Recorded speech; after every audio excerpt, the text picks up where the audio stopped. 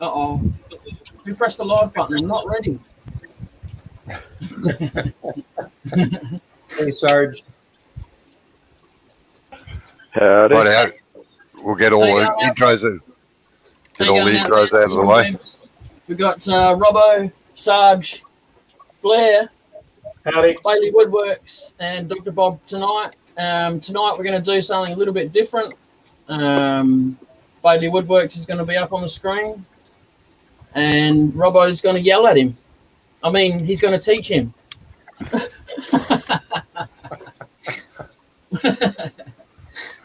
Rightio. All right. Now, turn it off for a minute, Chris. Right, the first thing to do, like yesterday you were doing a bit of Paduke or something and had a crack in it.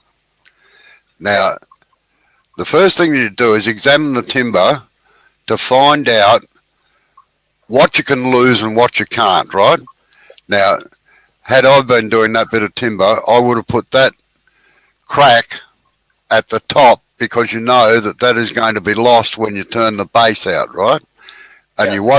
you woke up to that fact nearly towards the end of the video where you said, oh, I should have put the crack at the other end. That way it would have been turned out when I formed the bottom. Right. So that's the first thing you got to do is look at the timber and work out whether anything is going to be wasted that you want as a feature or that's got a crack in that will disappear when you turn it. So you've got to imagine the thing virtually finished and then look at it and say, yeah, right. Now, the next thing to look at is the grain structure of the timber, because if you have the grain running one way and you turn it from the top or the bottom, it alters the whole concept of the look of the bowl. Now, I haven't got time to go into that at the moment. No, but, I know what you mean. Yeah. Yeah, if you got the grain running one way, it will give a totally different look than if you turn it the other way when you've turned it because of the way the grain structure is. Okay, right. So you've got that centered up and in the lathe now. Right. Put your tool rest across the face of it. Now the face is the surface that you are turning. I call it. That's the edge. The face is on the tailstock end because you're going to be putting a tenon on that. Yeah, that's the face.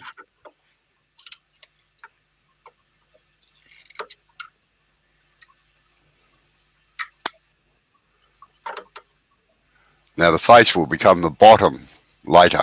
Correct. Right. Now show me the shape of your bowl gouge, will you please?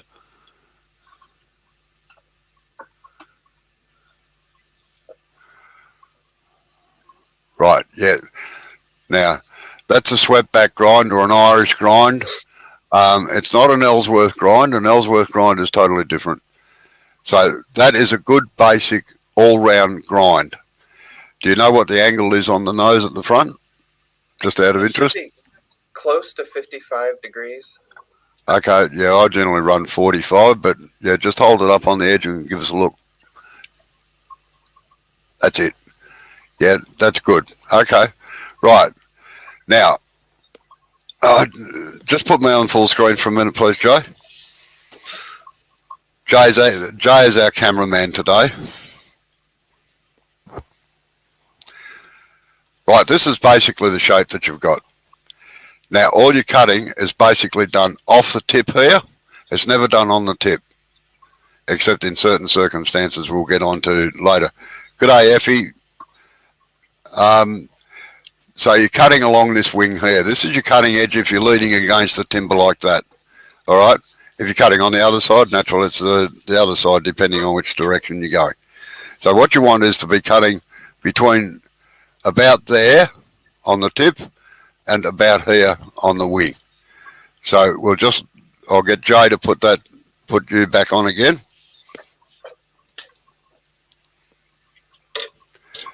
And come in about ½ an inch from the actual edge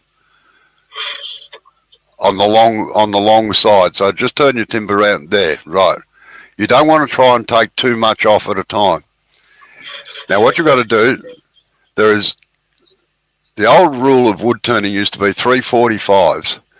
You had the tool at 45 degrees to the timber, So you were right where you were. You have the handle down at 45 degrees to the ground. So drop your handle down. That's it.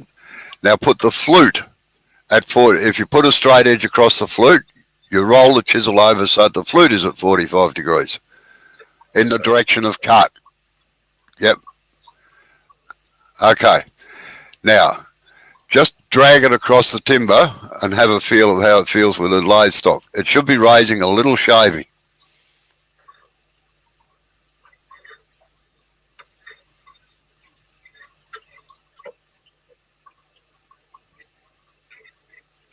Yes? No? Right there.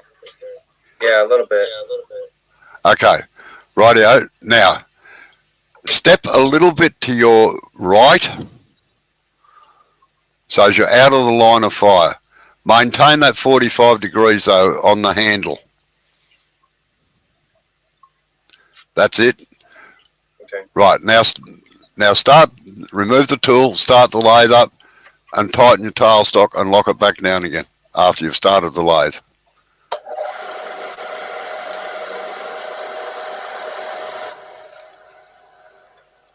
Right, drop your handle down a little bit. Turn the flute at 45, bring the edge up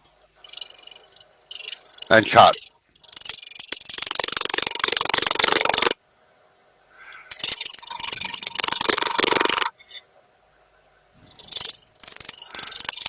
Move your handle around towards your body a bit more. This is actually a good cut for left-handers, funnily enough.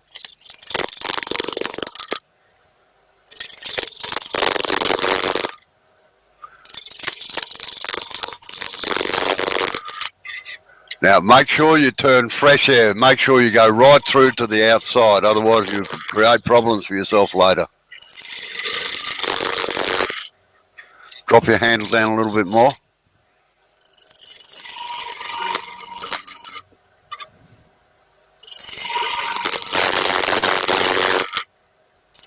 You're lifting it up as you get toward the end of the cut. Move with the chisel. Move your body. You should maintain that angle the whole way through. Oh, of course. Right. Now it looks like you're getting shavings off and not dust. Right, now just stop the lathe for a second. Move your tool rest around a little bit now so that you're a little bit closer to the curve there. Now you should be getting a fairly clean cut there.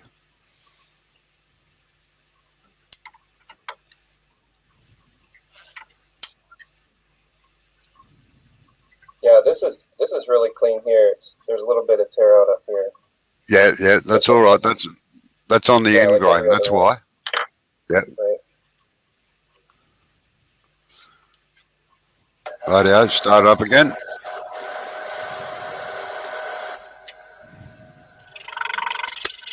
Drop your handle.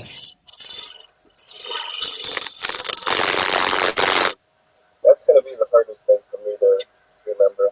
Yeah, sorry, I'm having trouble hearing you, Chris, but anyway, just drop your handle down a bit more. Down more, down, down, down, down. Right.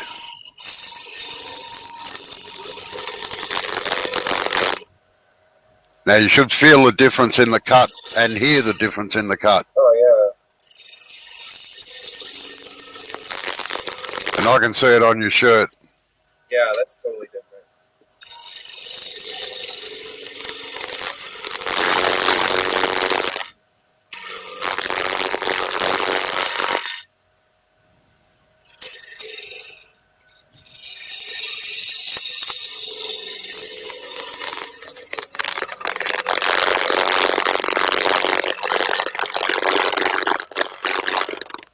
So let me ask you this.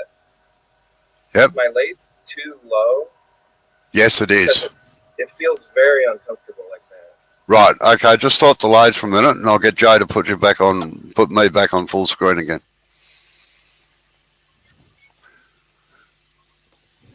The height of your lathe should be, if you put your arm on your hand on your shoulder like that, there's a little dent just on your elbow here.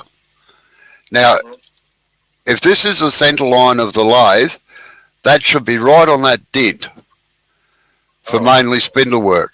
Now, for bowl work, if you lift the lathe an inch above that, all right? Yeah, I'm the other way. Yeah, you're too low. I picked that yesterday, but I wasn't going to say anything about it yet. Okay, that's easy. All right. To fix. Yep, all you need to do is put blocks underneath it, and you'll be surprised at the difference it makes. Just ask Blair. Blair will tell you. Oh, that's a huge difference in the cut from what I'm used to. Yeah. Well, that was the reason. That was the reason you were getting dust yesterday and not shavings. You were just holding the chisel wrong. You're virtually turning with the point, and you were scraping.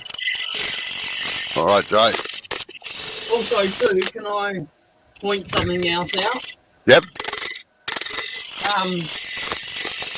Bailey. Chris, rather, sorry. Your sound in StreamYard, can you go and check that and just have a look and see if your echo, your sound thing is turned on? Echo cancellation. Yeah, that's it. It is. Okay. Should it not be on? Sometimes it works better with it on or off. It doesn't. It just depends on the system it's running on. Just every time you do a cut, it's like every chip that your tool cuts off, your microphone's picking up, and it sounds like the old version of distortion when you couldn't get a station on the TV.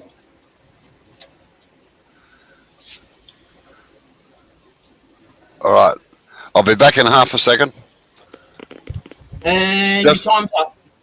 Yeah, just continue cutting on like that, Chris, until you get it down to round. Now, the reason that I don't take it down to round straight away by coming in on the edge is that if you hit the corner where you had that chip out before on end grain, quite often it will just rip the whole side right out. But you should be reducing the chip out now a little bit. Yes. But if you keep that handle down and that, I'll be back in about 5 seconds or so. I've just got to go to a little room down the road.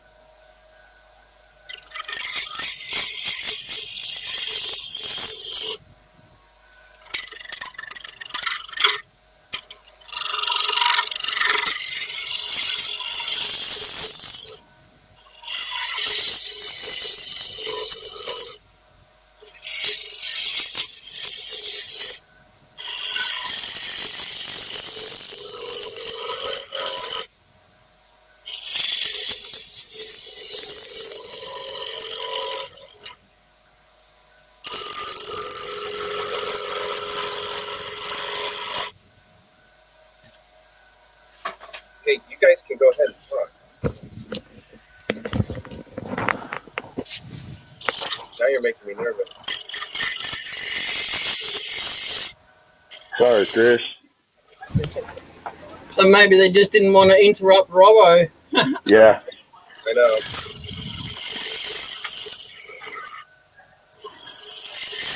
I got to stay a little quiet. My wife's watching TV.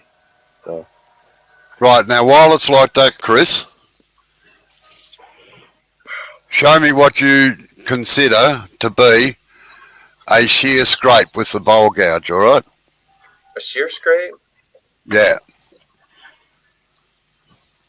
Like, just right up against with the... You ain't coming in here. Right. You are nearly right. However, there's one important fact that everybody forgets. If you do what's called a shear scrape like that, it's not a shear scrape. You might have, if you put the bowl gouge up against it, you'll see that it's just scraping on the bottom wing. Right. Okay, you might as well just put a flat chisel in there and scrape with it. Now, if Jay can just put me back up on the full screen again for a second. No, I'm busy, sorry. Yeah, I thought you might be.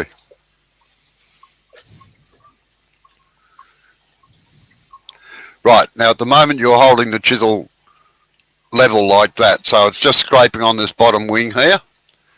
What you've got to do is drop the handle down really, really low to lift this up so that it is slicing the timber through. If you hold it like that, the timber's just passing straight over it and it's just scraping it. You might as well just use a skew chisel as a scraper to do it. But as soon as you lift it up like that, it suddenly lifted it up to a 45 degree angle across the timber, and it starts taking off a very, very fine shaving. It's cutting it off. So just give that a whirl now while it stops just for a second. Oh, and by the way, this wing here, the top wing, is, wait on, let's see if I can find something. This will do. So the clearance is, in Australia, it's about the thickness of a 5-cent piece. In America, I think it would be about the thickness of a dime. So you just have this top wing back off the edge, like that. Okay. Don't close it right in, and it's just a fraction away. That's all it is, and it's faced up like that, so it's slicing it. Barely even sleep with me. They hate you.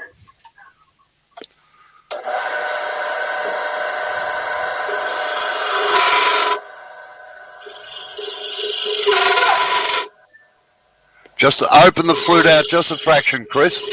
That's better. And keep it less than 45, less than 90 degrees to timber.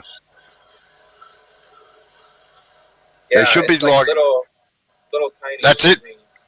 Yeah, fairy down. Yeah.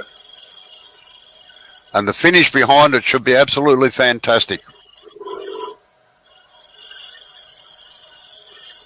But you've got to make sure that you keep the chisel less than 90 degrees to the timber, otherwise you run into trouble. Yeah, that's pretty nice. So I'd always watch people do that, and then they'd come in straight. And I'm Yeah, like, and they just ruin the whole job. Yeah, yeah. No. You did all that nice bowl gouging and then scraped it. That's pretty nice, though. All right, away you go. Go for it. Cut it all out now to shape. Hey, Robo, I like your demonstration tool. That is very nice. Yeah, I'm used to demonstrating in front of 50 or 60 wood turners, and people up the back can't see a normal tool. So now, wait on, Chris. Get rid of all the waste. That shear cut or shear scraping is a finishing cut only. So get all the shape of your bowl done first. All right. Now your handle, you should be attacking that with your handle up towards the tailstock. Like that, yeah. The side here? Yep, that's it. No, wait on. Get your shape of your bowl. You're still roughing out the bowl at the moment. So, no, don't. Now you're cutting down uphill, and you should never do that. Roll the flute over so that it's facing you, 45 degrees. That's it. Oh, push cut. Yes, and drop the handle right down low. Drop the handle down. That's it. Right, go.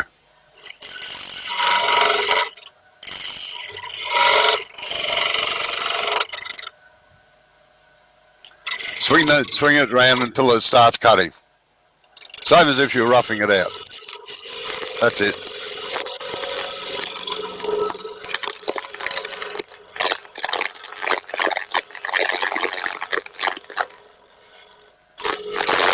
look.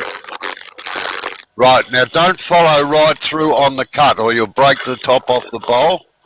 Right. You chip it. So what you do is you stop, I'll use your measurements, stop a 1/16 of an inch from the top and just leave it there for the moment. But get it down to completely round.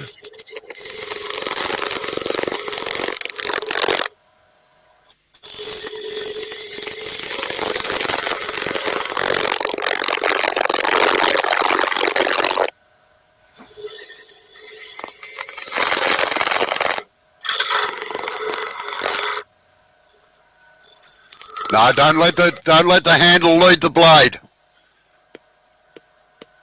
Always face the tool in the direction you're cutting. Later on you can do things like that. How were we? No, well, you're working from the bottom to the top. Yeah. So, but you need to be 45 degrees to the timber. Right. So, move the handle around towards you a little bit. Close that flute down to the other side. No, you're working from the bottom to the top. Drop your handle down.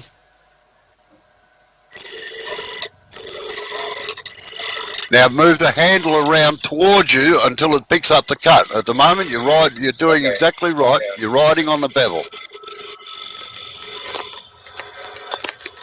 That's it.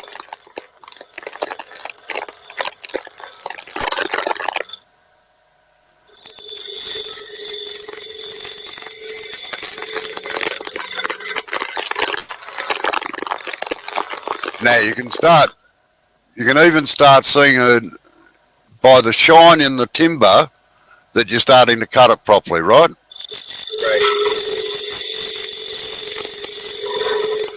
Don't let the handle get ahead of the tip.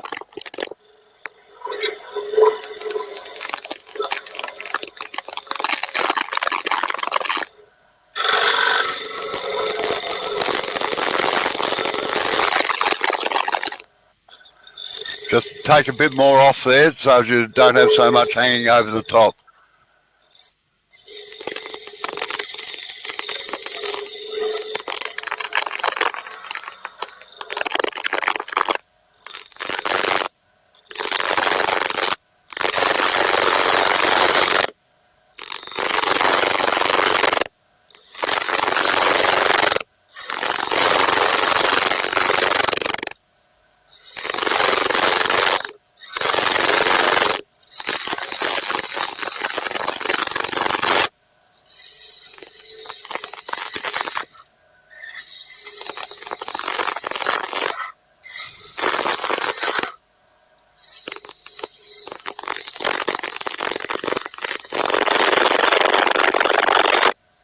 All right, just switch it off a minute, Chris, and have a look at the finish now that you should have the tool.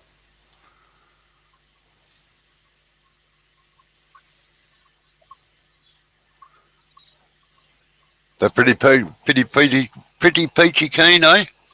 Yeah, yeah. Right.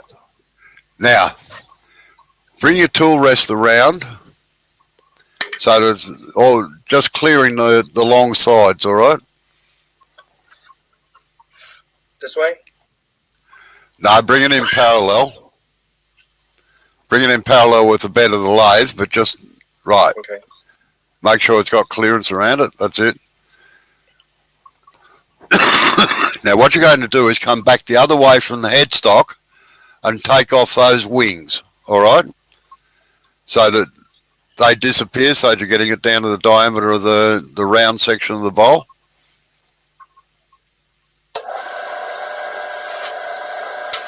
So, same thing, but just start on this side. Yeah, that's it. But no, don't take anything out of the center. Just take the tops off the wings.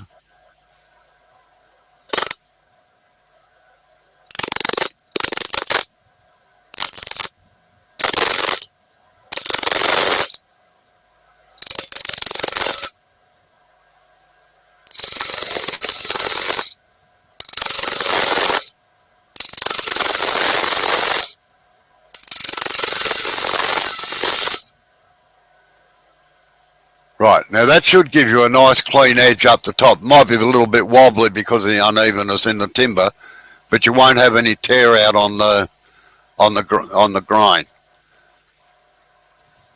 Now you can start shaping whatever shape you want to put in to the... No, don't start from there. Remember, you're working from the bottom to the top all the time. So the grain is supported while you're making the cut. So work out where you're going to put your tenon in. Oh yeah. Down the bottom. Okay. G'day, Eva.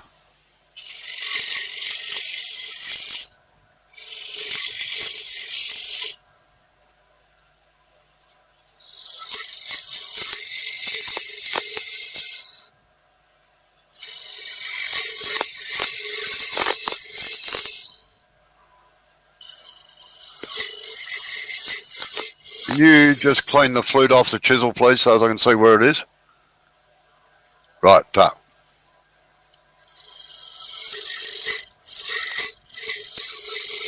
Drop your handle down a little bit. I know it's hard when you've got a low lathe, but... Well, it's so much different from what I have done. Now, everybody tries turning horizontal these days, and it's just far better ways of doing things.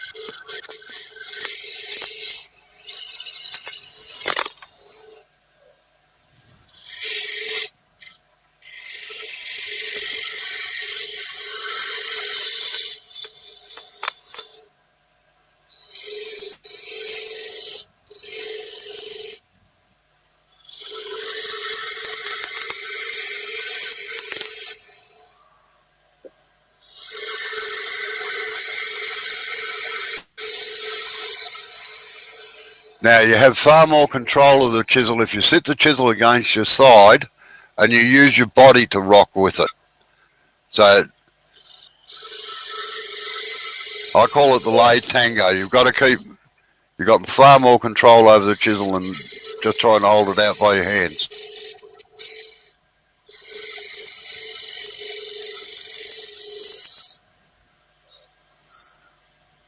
Right, form your tenon on the bottom if you like.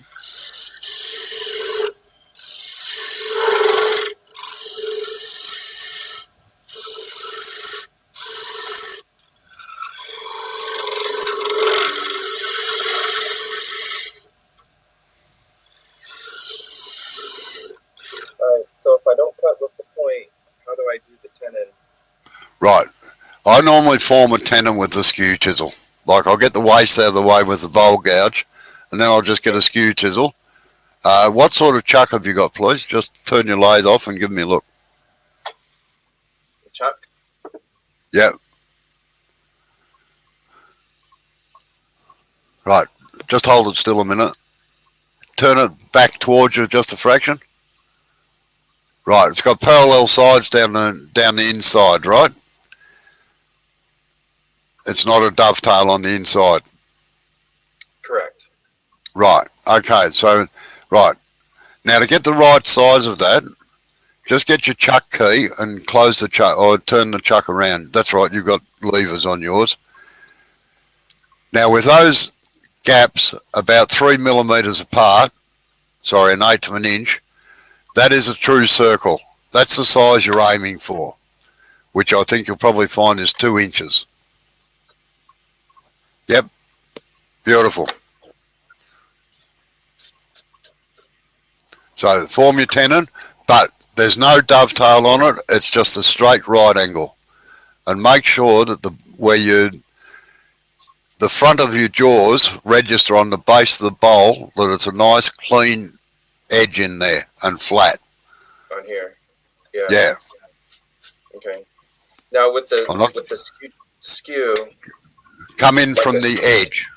No, yeah, there's 2 ways you can do it. You can come in from the edge, or you can come in from the face, all right? So it's up to you. I prefer to come in from the edge, but like if you come in at right angles to the lathe. This way. Yep. Okay. And that'll give you your flat section. You can see it better.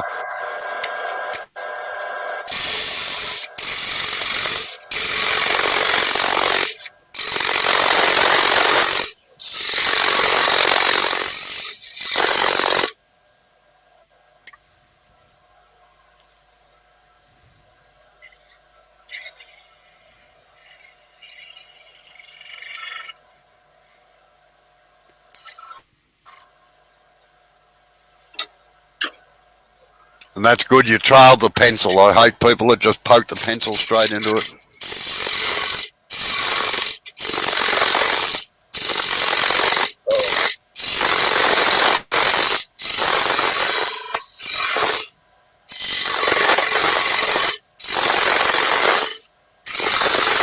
A 2mm lead in it. Sorry, I didn't miss that. That 2mm lead isn't cheap. I broke enough lead tips.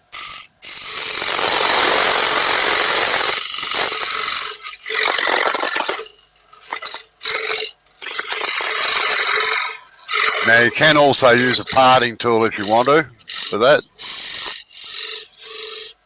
It's just that I prefer to use the skew. So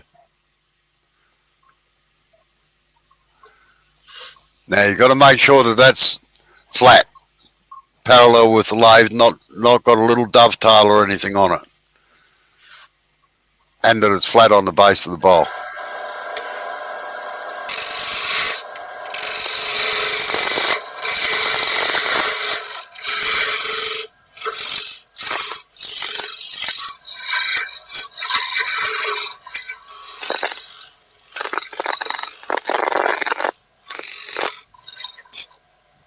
It's looking pretty good. All right, now you can do your shear scraping to clean it.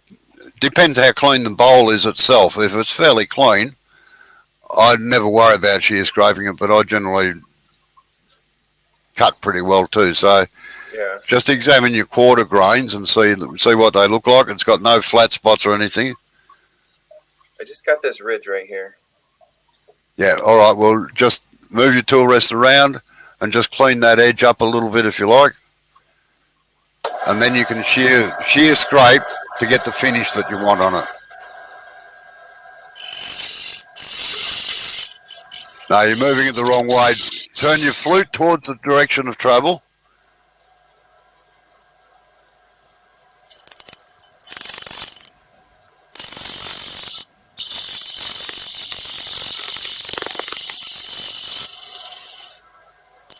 Right. Now that's where you stop if you're going to... Are you shear scraping at the moment or not? I'm going to. Right. Drop your handle down low. The lower you can get the handle, the better the cut.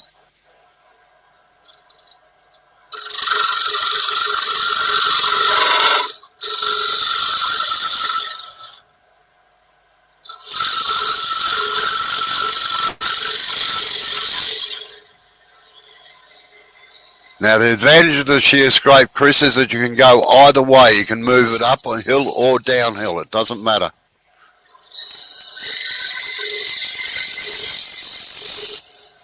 So if you've got a little ridge or something, you can go backwards and forwards across it. Oh, I see what you mean.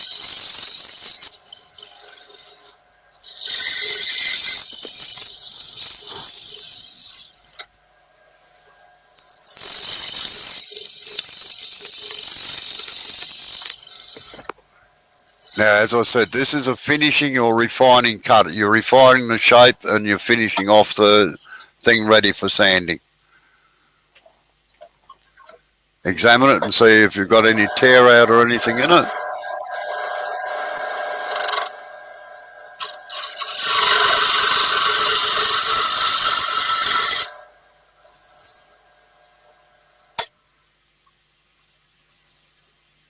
All right, I'll take that.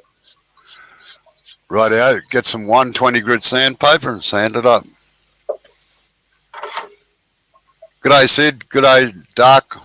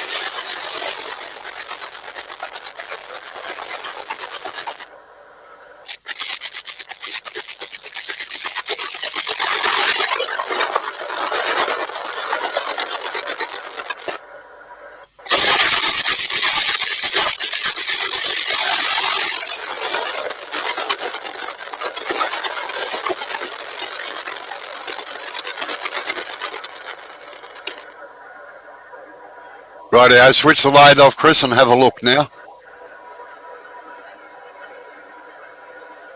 Now, what's the finish like?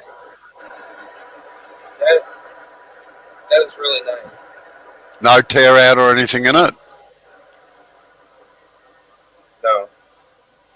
All right, right. Sand it up to 400 now.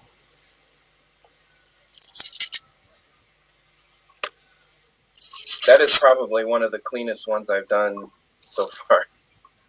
Yeah, your tool presentation was all wrong. Yeah.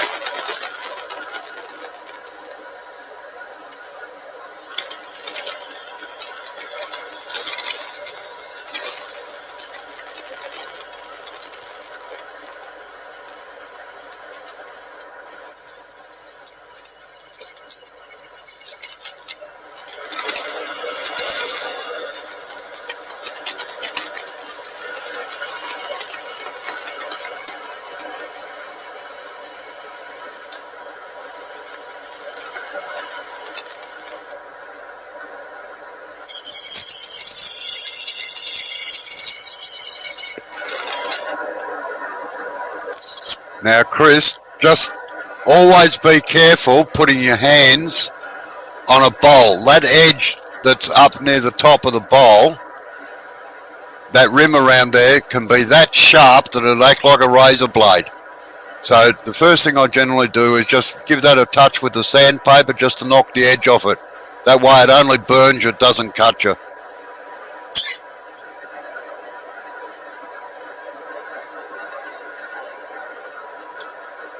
Called a safety edge. That's it. That'll do. That's enough.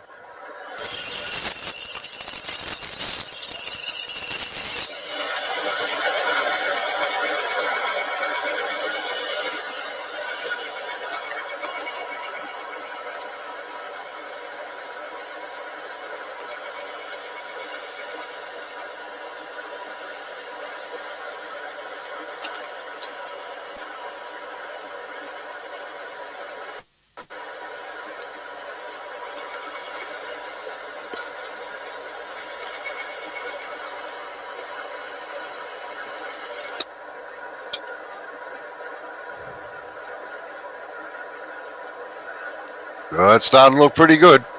That's beautiful.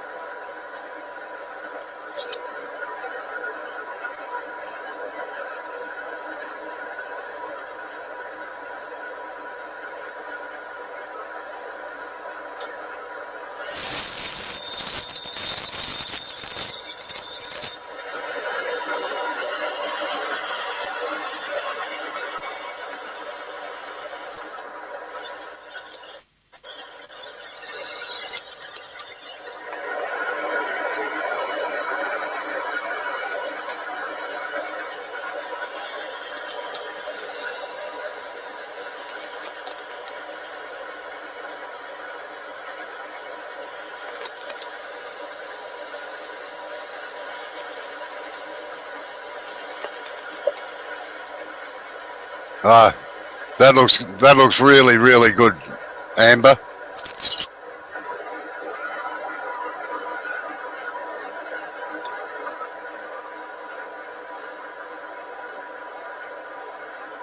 Right.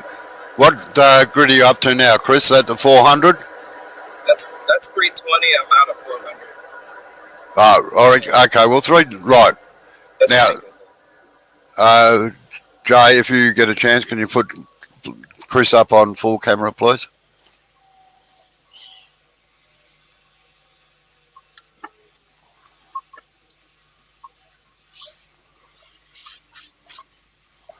Right. Now, this is where you've got to be super critical with yourself. You've got to examine that and see if there's any scratches. The thing with sanding is that you go through the grits, 180, 240, or 120, 180, 240, 320, 400. The object of sanding is to get rid of the marks that the previous sandpaper left. Okay? Now, you need a bright light, and you just rotate it around and see if there's any scratches in it. If there is, then unfortunately, you've got to go back and start again. Okay. But that's looking. Yeah. I must admit, I wouldn't worry about up there. You can probably get that when you do the rim. So, okay. It's mainly in the main body. Okay. Now you can get some metho now if you like. This is the way I finish bowls, so we'll do it the way I'm used to. Get some metho or denatured alcohol, whatever you call it over there.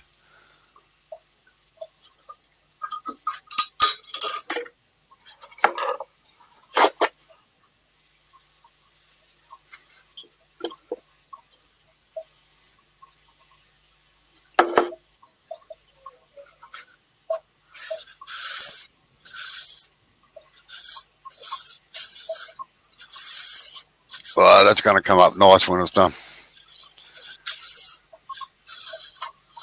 Rightio. Now that's just to wipe off any excess sawdust or anything. Okay. Now there is another way.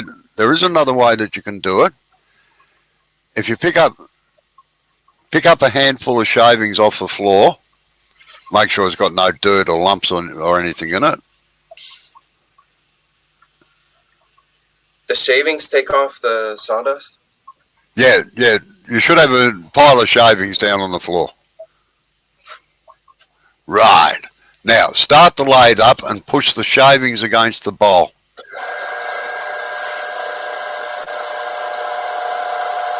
Right.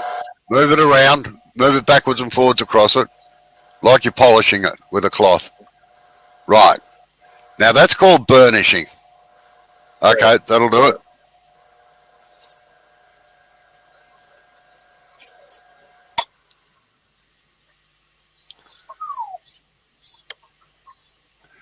Right. Now, I think you use OB shine juice, don't you? I have my own abrasive paste.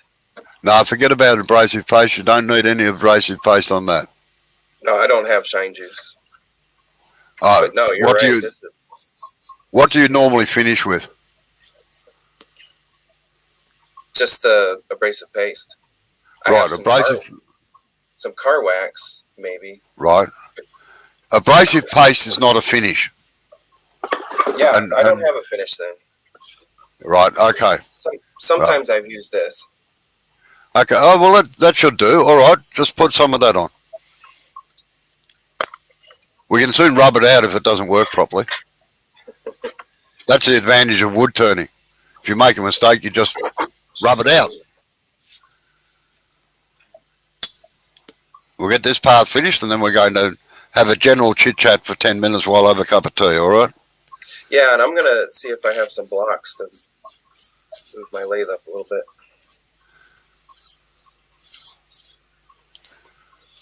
Now, the secret to wax is don't put too much on.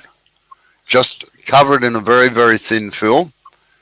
And if you can set the lathe on the slowest speed to start off with,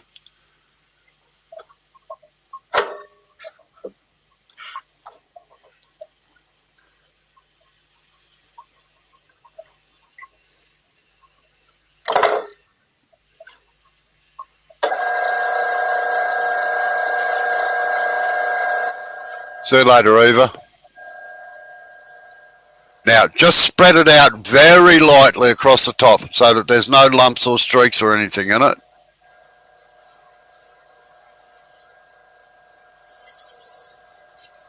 And then when that's done, switch the lathe off. Don't put any heat into it just yet.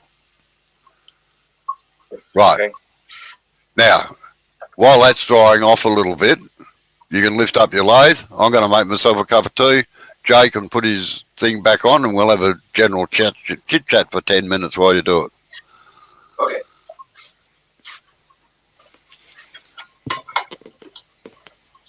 I'll be back in a minute. Where's Sarge gone to?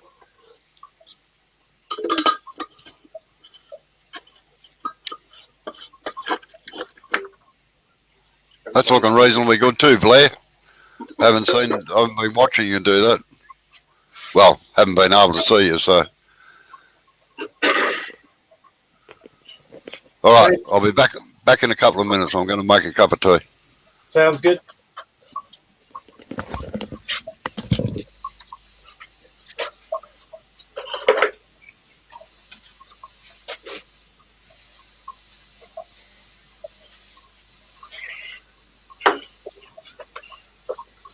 Hey, Jay, what happened?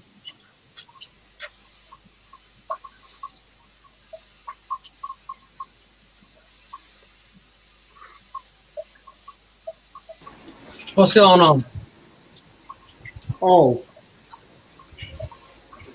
they're just talking. They're getting Taking a break. Oh, yeah. make a lathe adjustment. I gotta try to see if I can find some blocks to block it up. I don't know if I have any.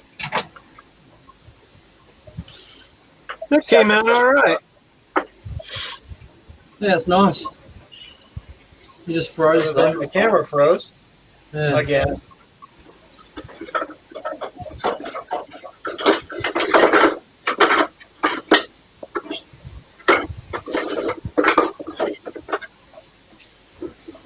Hey, Chris, what about a couple of bolt blankets? No, I have some really nice ones though. I don't. At least you know where they are. Yeah.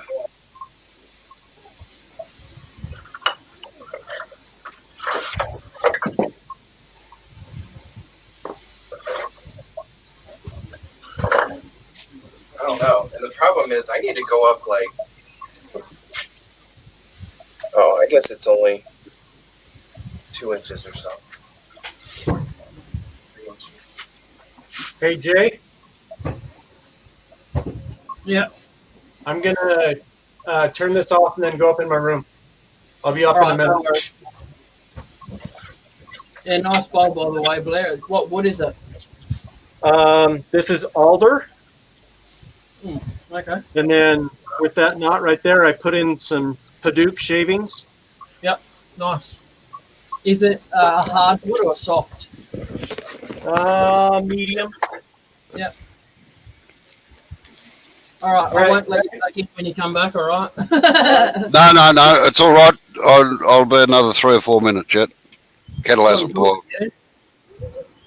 I'm just listening to what everybody's saying. Yeah, I wasn't talking to you anyway. Well, who wants to talk to me? Chris. Hello, where's Blair gone? He's gone upstairs. Oh, yeah.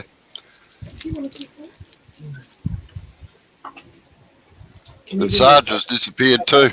And please. I've got allergic reaction to blackwood, and you're fanning the bloody blackwood bowl around.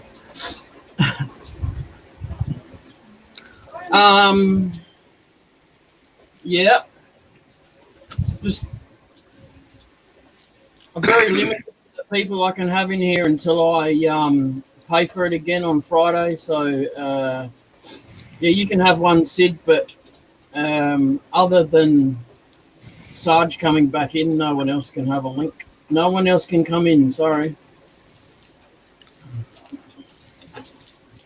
I'll back out if other people want to come in. Oh, that's all right. No. Sit in for a while. Turn your reverse lights off, Dr. Bob. My what? Turn your reverse lights off. You said you could back out. I said, turn your reverse lights off. Okay. Put it in drive. I was waiting for the beep, beep, beep, beep. Yeah.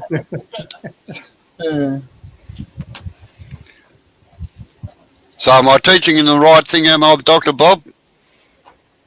Yep. You're teaching them the British way, the way that was the tools were designed for.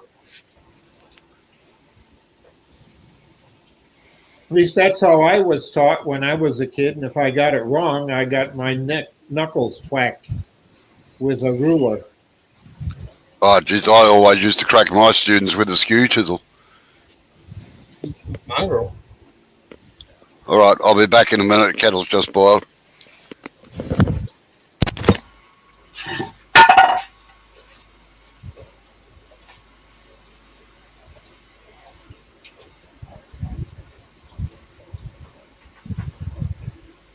No, I think I had a very loving great grandfather that I found out.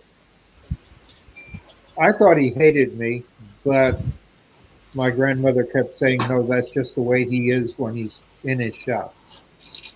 Because he was used to, in his prime, managing a shop of 50 to 60 woodworkers.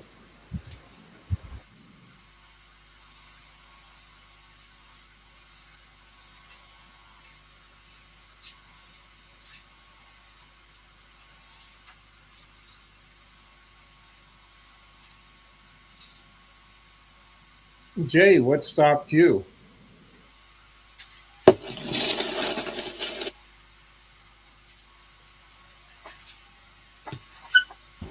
Sorry, Dr. Bob, what was that? What you stop for? You have a problem, or just get Coffee time. interested? Coffee time. Coffee. How you going, Sid? G'day, Sid. Hey, how are you all? I Looked can't. quite good there before. When you I brought it can't up, breathe. you had Robbo in the middle with the lathe on the left, the lathe on the right, and the lathe underneath. Yeah. He liked that. I have to drink out of Because a I straw. put in the comments, lathe to the left, lathe to the right. And here I am, stuck in the middle with you. Middle. Yeah. Who invited you anyway? No, you did, I think. How you going, Chris? Who invited you anyway? Yeah, how are you? Someone's got you going. Yeah, if Sarge comes back, Jay, just let me know and I'll drop out because I'm only on my lunch break. I can't stay long. Oops. No, Sorry, my bad. no, Dark. Not with a skew, mate. I reckon it was a blunt, bloody knife.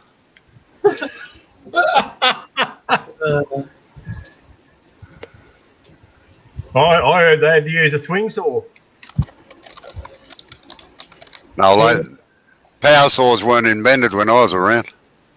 No, swing saw, I said, not a power saw. Oh, yeah, well, a swing saw, that could well be too. Hey, Robbo. Yep.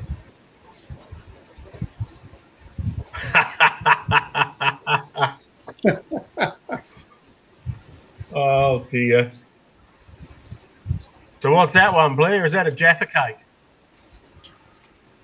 Never seen one before. There you go. That was a bad guess. What, haven't you ever seen a Jaffa cake, Sid? No, I heard the pommies talking about them all the time, but I've never seen one. Oh, man, they are fantastic. You can I get sort them of in the knew what they were, like dark chocolate and like orange bloody jam type shit and biscuit, but yeah.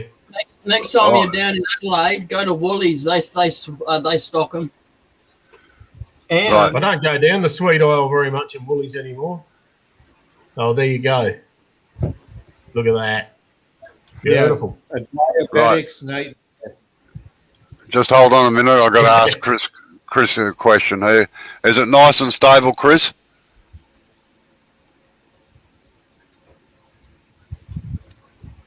Yeah, that's what I'm looking at. I might put a few screws in. Yeah, it's a good idea. You don't want them slipping out. So yeah, talk amongst yourselves. I think I've got to do that with my Carbatech lathes. Put it on a couple of 3-inch sleepers on each end or something. It's about 3 inches lower than the other one, and the other one I can turn a lot longer without sort of getting sore in the back or shoulders. So it's all down to the height, really. It makes a hell of a difference. Also makes a heck of a difference when you're cutting. Doesn't it, Blair? Well, I'm stooping to try and get the tool presentation angle right, which is why my back hurts. Yeah. And it's the simplest fix in the world to fix. Well, it's not always the simplest one if you've got to make it lower. I suppose you can stand on something. Yeah, well, like I've got platform.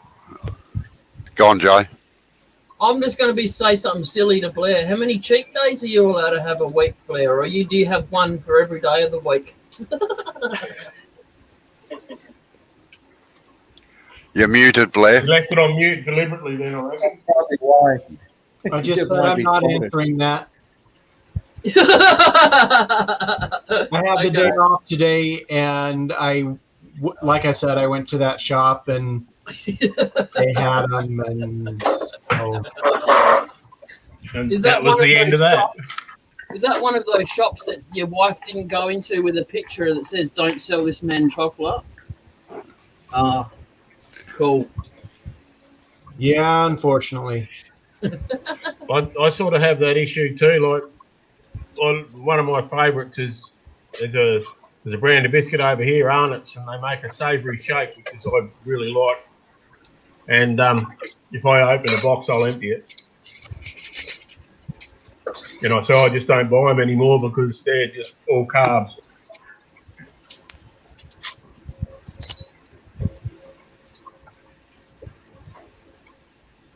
Yeah, my favorite is still an old-fashioned. What is it, Bob? Just an old-fashioned graham cracker. No sugar, no icing, just a graham cracker.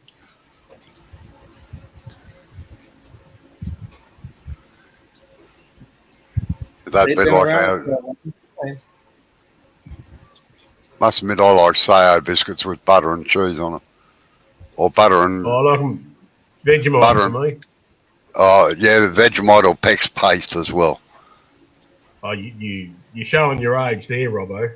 I know. I'll tell you what, it's hard to find now, Pex paste. Well, they haven't made it for 30 years, that's why. Oh, yeah, probably a bit starved by now, I suppose.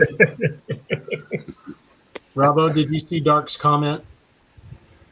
Yeah, that's why we're talking about power saws before.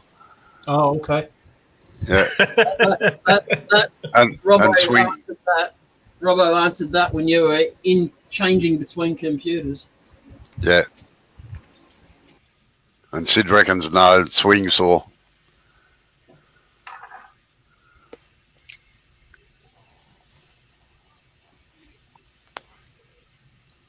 I reckon the old swing saw would have been one of the most dangerous things that's ever been invented in power tools.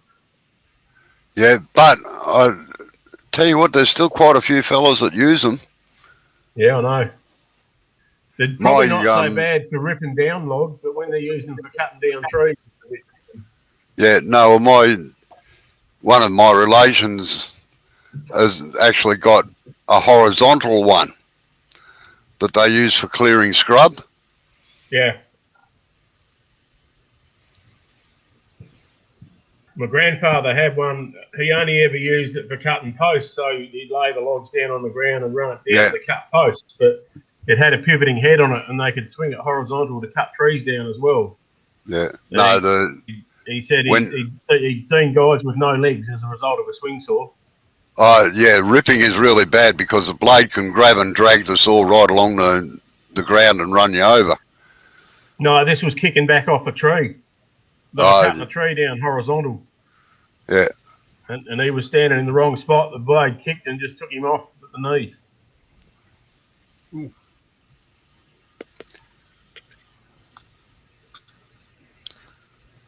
I like watching these things, world's most dangerous jobs or something, or idiots fails and that. And there's one there where the bloke's using a chainsaw on a tree, and the tree is rotten, and it splits down just as he finishes cutting it. Yeah. Now, to me, it's not dangerous. He got out of the way of it. He realised it was happening. So, but he didn't know that it was just going to suddenly all fall down, straight down on top of him. So I reckon he did a pretty good job, actually. Is that the one where it hit the house? No. This is one where he's out. He's probably a wood cutter, like a proper forestry bloke that's snigging logs out, and he's cutting this. It looks like a red cedar or something like that in America, and as he's got his fillet cut in the back, his scarf in it. He's cutting in from the other side, and suddenly the whole tree just came down vertically because it was rotten and split. So, Hello? answer your phone, Sid. All right, Right, how are we going there, Chris? we're good. It seems so high. It's Rightio. You'll find a heck of an improvement in a minute. All right, James. Sorry, can you put Chris on full screen again, please? No, can't. Sorry, it doesn't work. Yeah, I know. Okay, now get a fresh piece of. I use cloth, but paper towels will be all right. Cloths actually give a better finish with wax, but that's okay. Rightio. Turn the lathe on and try to get a bit of speed on it now. Oh, I have to turn it off to do that. Yep.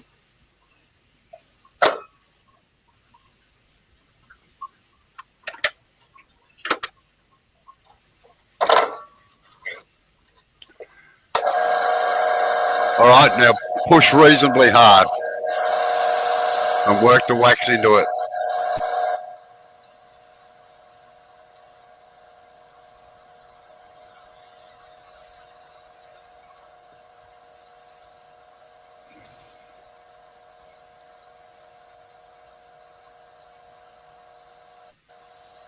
Now what you're looking for, Chris, is lines moving backwards and forwards, okay?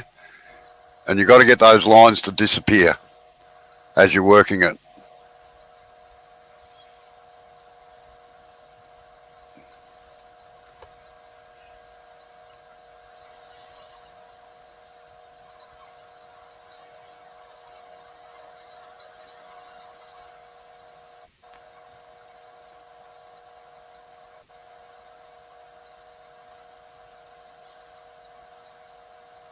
I don't see any lines. Sorry? I don't see any lines. Right, okay, that'll do it then. Just give it a light touch now with a clean piece of towel just to give it a nice fine little buff.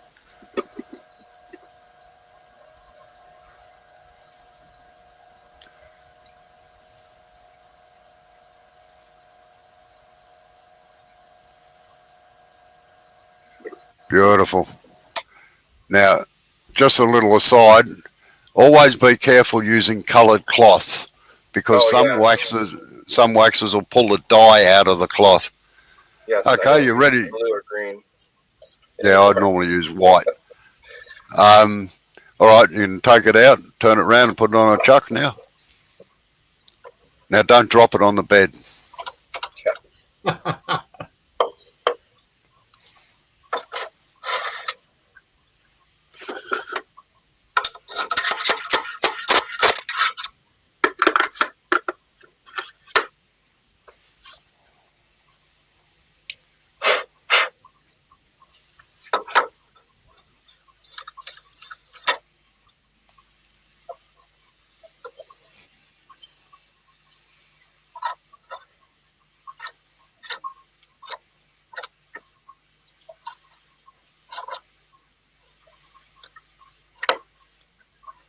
It could have come down a little smaller with that tenon, but that'll be all right. Okay, just spin it round by hand and see if it's running through.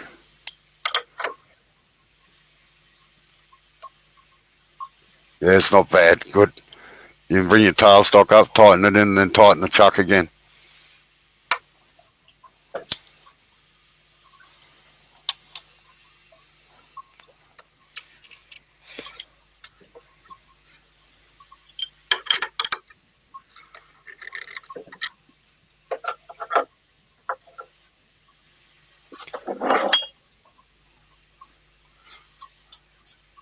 Right, now put your tool rest across the face like you started off with the bottom before. Your base is now the face.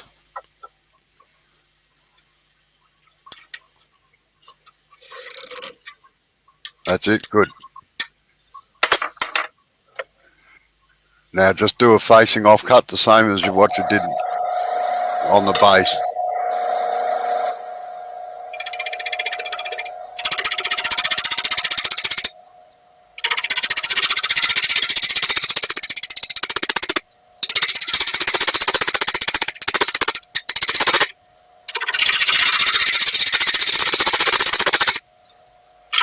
Now if you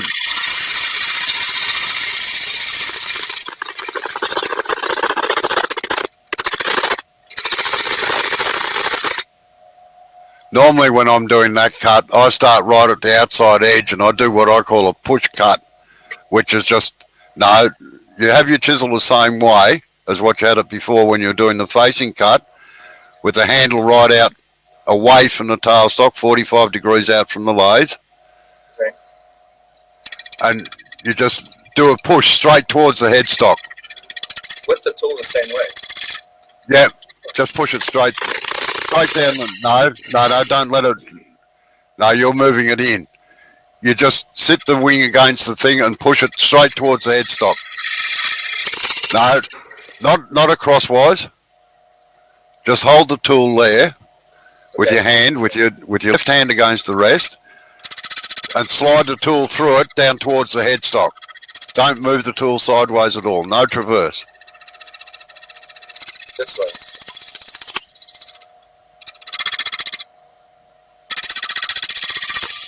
Move the handle. It's hard to describe. I don't know what you're saying. Am I going this way at all? No, you don't move. You just have the tool at 45 degrees to the work. Okay. So take your handle right out. Put your handle right 45 degrees away from the lathe. So as the blade's 45 degrees. No, right. Yeah, that's right. Now drop the handle down. Okay. And put the flute at 45. Okay. And just push it into the timber. But not move it in. No, don't move it. Go the other way. Turn the flute the other way. Like No. tailstock. No, the flute has to. Because this is off this point right here, right? Yeah, all you're doing is just taking a little bit off that outside edge. That's all. Right. Gotcha. Okay. Because your biggest variation is when on the outside edge, right? So when you're moving from the center to the outside, it wants to keep bouncing the tool backwards and forwards, and you end up with ripples in it. So if you just do a plunge cut in from the edge, it's going into a smooth surface then, so it's not jerking the tool around as much. The other thing is too that you're going to leave about, you really only need the outside edge about half an inch in for it to be flat, because you're going to remove all the center anyway. So why waste time getting it all nice and smooth and flat and everything when you're going to get rid of it? So I just do the outside half inch and then get rid of the rest of it. Thank you, Robbo. What? I just what you just explained to Chris was exactly the problem I'm having with the bowl I'm doing at the moment. I just turned it round last night, and I was trying to do what Chris is doing and flatten the whole face off, and I just realised I shouldn't be. I should be doing what you said, just flatten off the outside edge and then take the middle out. Yep. Yeah. Why waste time? Yeah. Okay. Now you can start hollowing out the inside if you like, Chris. Now, so do you do it outside in or inside out? Right. you've got to come from the outer edge to the inner edge for hollowing on a cross grain work, all right, on a normal bowl orientation. So what I do, turn the chisel over now so the flute's facing the tailstock at 45 degrees. Now put your handle out at 45 so as your bevel behind the nose is rubbing. Now you've got to have relief for the chisel to go into, right? You can't make a big cut right into the center. So start from the middle and take a little bit out of the center, and you keep working towards the outside. Oh, in here.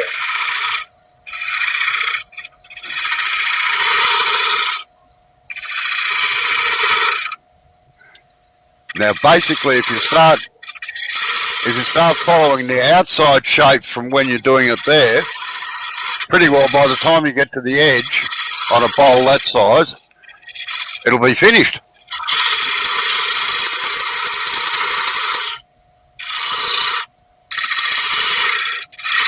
Just take the handle away from the lathe a little bit, Chris. Move the handle out towards you so that you got bevel support behind the cut.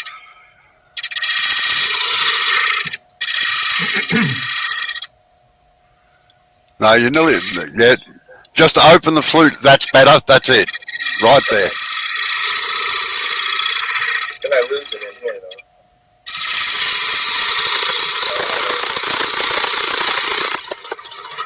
Now, All right, just folks, drop. I'm going to go back to work, so I'll catch you all later. All right, see you later, Sid. See you, Sid. See you, Sid.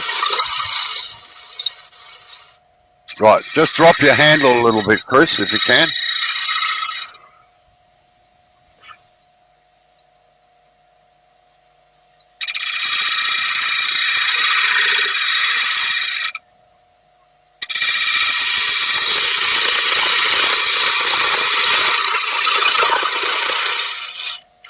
Now you're getting it. Now you're starting to get shady.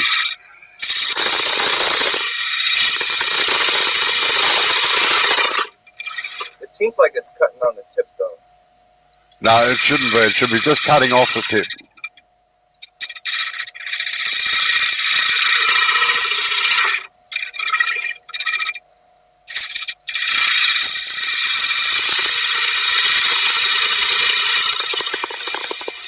Right.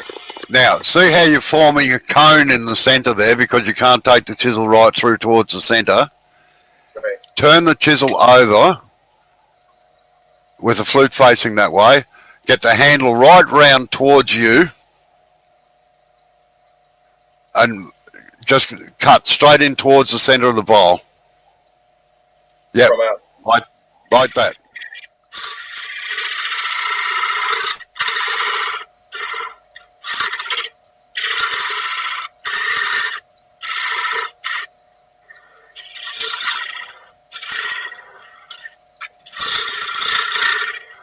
It's right here. It doesn't.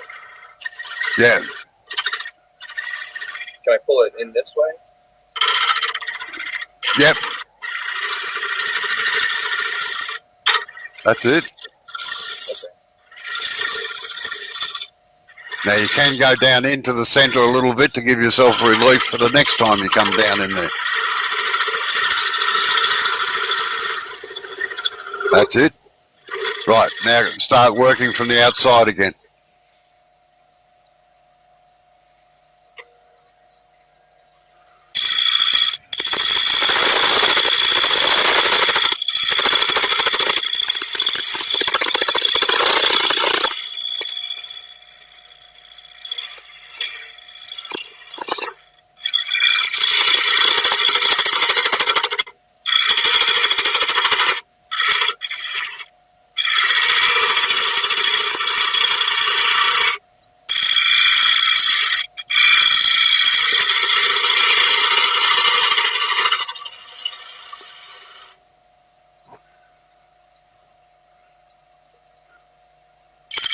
Right. Now, to make your cut there, you've got to bring the handle in towards the lathe so that your bevel is facing, the bevel behind the nose is facing the direction you want to go. Okay? And then you use the extreme point just to make the cut in until you get bevel support, and then you open the flute out to 45. That's it. Look at the shaving pouring out of it. And you swing the handle back towards you to get it down around the curve to maintain bevel support. Yeah. This is the best cutting wood turning or turning bowls in my opinion. All it's doing is getting rid of weight.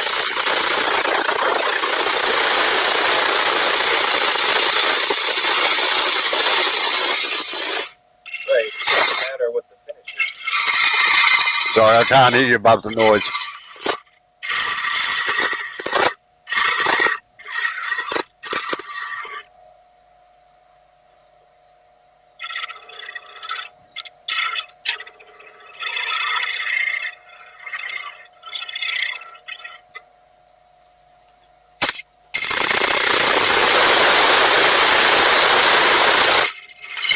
No.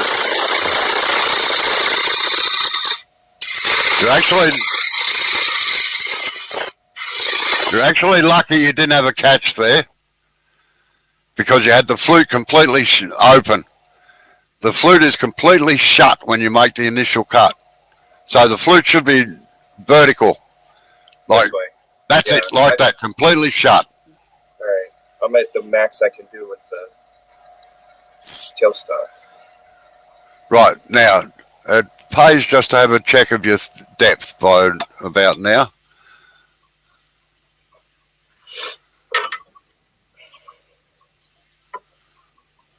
Right, okay.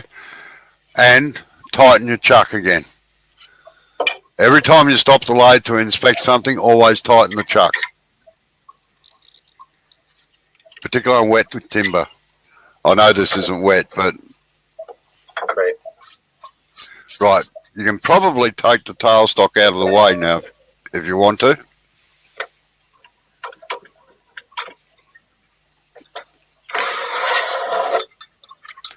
Now you're finding it easier to cut with that height now? Yes. Yeah. Yes, especially with it dropped so low. Yeah. Can I speed it up? Like what speed would you normally do? Look, I don't have any rev counters on any of my lathes because I just turn the timber as it likes to be turned. So you can try it with one speed up and just see how you go. That's what I did the outside. I'm in the middle from where I...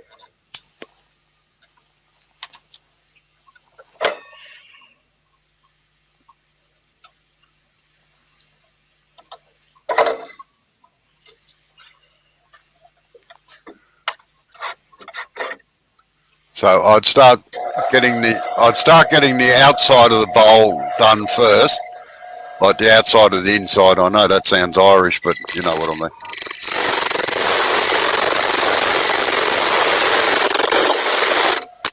Now that's perfect. When you get to there, open the flute out to 45.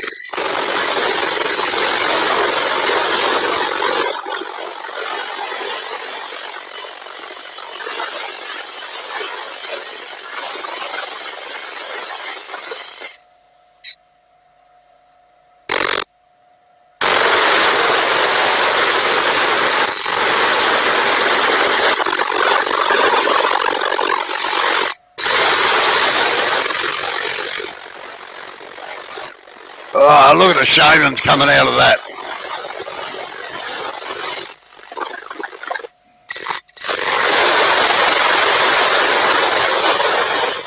Yeah, that feels so smooth.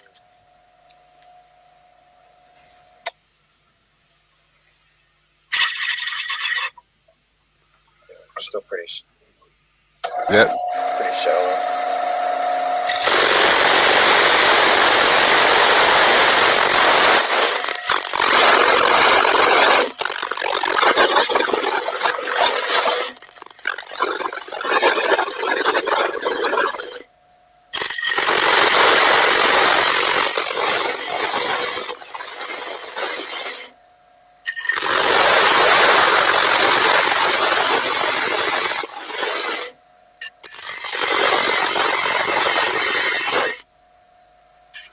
Okay, now, that part that you're doing there, around that curve there, on the inside is called the transition, right? Because you're transitioning from the side to the bottom. And a lot of times you run out of bevel support getting around there. So you've got to be very, very careful. They do make the traditional English grind gouge was made ideal for that because it's got a very short little stubby nose on it. Right. And that's actually what the Ellsworth grind was for too. It's got a 60-degree nose on it, but it's only about 2 millimeters long. So, but you're doing a good job with getting that round there, so I wouldn't worry about it. What I'd do now, it must be getting fairly close to being about the right depth. Yeah.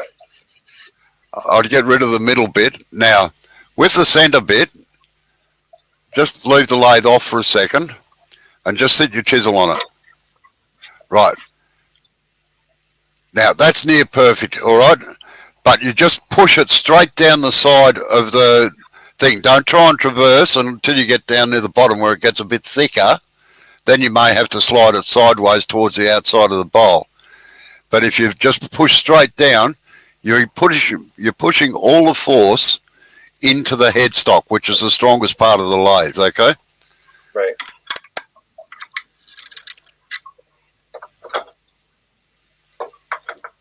Good to see you check the chuck.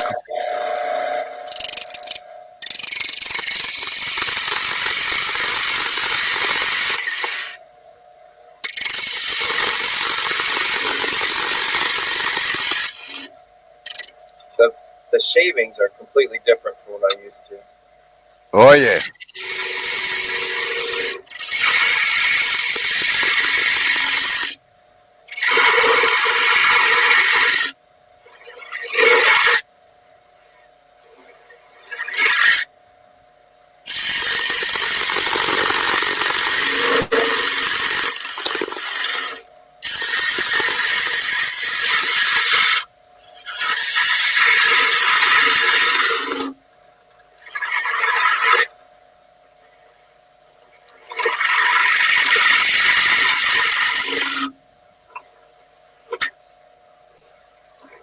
Now that little bit there, that little bit, Chris, might be a little bit hard to get out. It doesn't matter if you turn the chisel around that way and just take a little nick off the top of it, all right? Like that.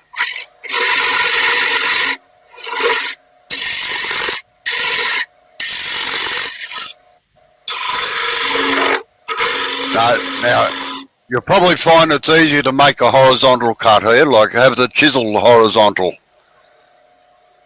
No, not the, that's right, but with the flute 45 towards you. You're going right, just lift the handle up. Because you haven't got the bed height to get underneath it. Oh, I see.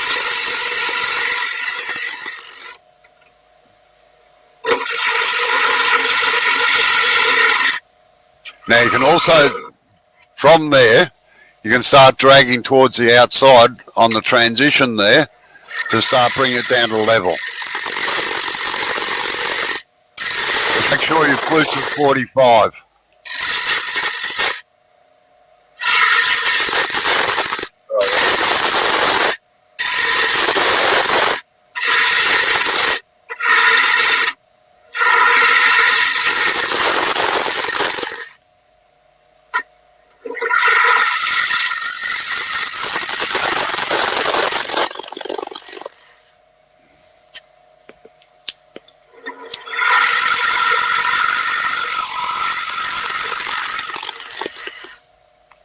Okay, just be careful you don't hit the edge with the gouge because disaster generally results. So just keep working from the, how flat is the bottom now compared with the rest of the... It's still humped a little bit. Yeah, all right, we'll just try and get rid of the hump.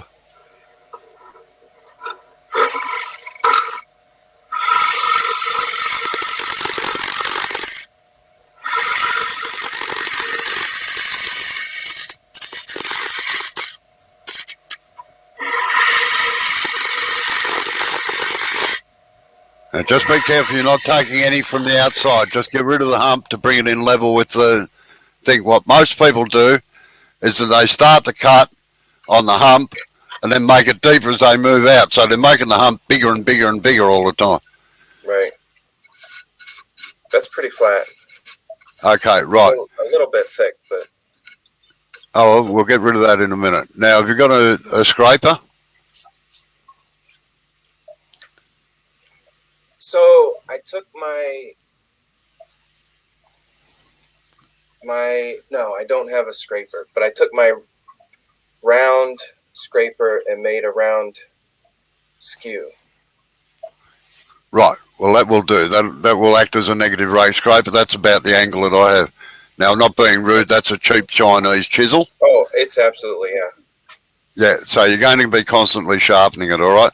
So now start from the center and start blending it out towards the outside edge. And it's a touch like an angel's kiss. Just move your rest in a little bit. Just switch the lathe off a second.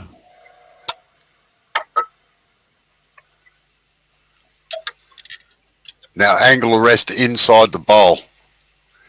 And make sure that the handle on your scraper is higher than what the blade is. So it's facing in a downhill orientation when it comes into the center. Right, yep. Okay. You can probably drop the rest down a little bit. That's a bit too high.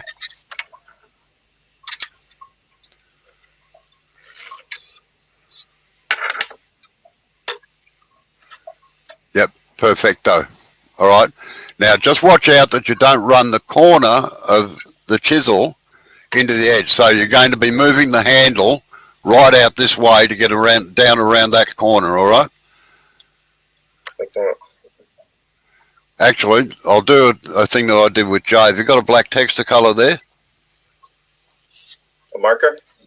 Yeah, a marker pen. Sorry. Australia, they're called texture pen. A red will do. I'm not racial. Right. Now put a mark right in the center of the cutting edge. Down. No, right. Yeah. Yep. Put a mark down the blade. So like, yeah, so as you can see it. No, that's it. That's fine. That's it. Right. Put the lid back on or it'll go dry out. Now, with the lathe switched off, keep that red mark on the timber and you'll see how far you've got to swing it around. Oh, I see what you're saying. Yeah. Right, see what I mean? So the edge doesn't catch on anything. Right. Right. Okay, away you go. Now just remember you're just taking the lumps out, nothing else.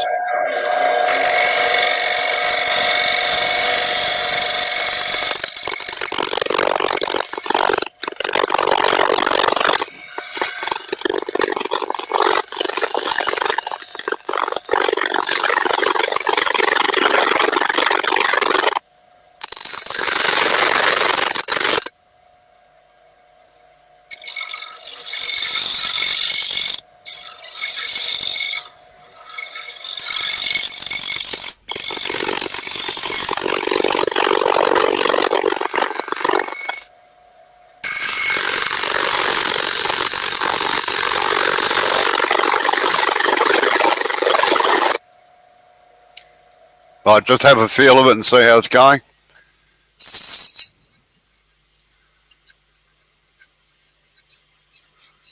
This part feels better, but I got the groove is sharper than my... Than the chisel, right. Okay, are you willing to have a crack at something can be a little bit difficult, but... Yeah. Right, have you got a spindle gouge? No. Well, no. I have a small bowl gouge. Yeah, just hold it there, give us a look at it for a minute.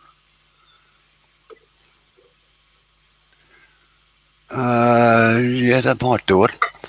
All right, now, we'll have a dry run without turning the lathe on, all right? What you're going to be doing is have the flute. This is basically a shear scrape without dropping the handle down, right? what you're going to be doing is using the nose of that as a scraper. So you've nearly got the flute completely shut, and you're just going to concentrate in that area. Now, you've got to be, it is a safe cut. You can't get a catch with it, unless you'd really do something stupid like turn it open and open the flute right out, and then you run into trouble. But remember in your shear cut, in your shear scrape before, you had the flute nearly shut against the timber. It was about the thickness of a nickel or a dime out from the timber. That's what you're going to be doing with this, all right? So just give it a try in that corner. And open up that radius? Yeah, just clean it up.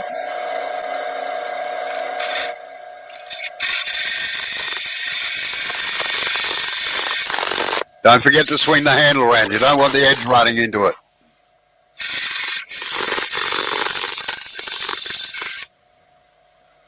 I can see her cleaning it up now. Righto, switch it off and have a look.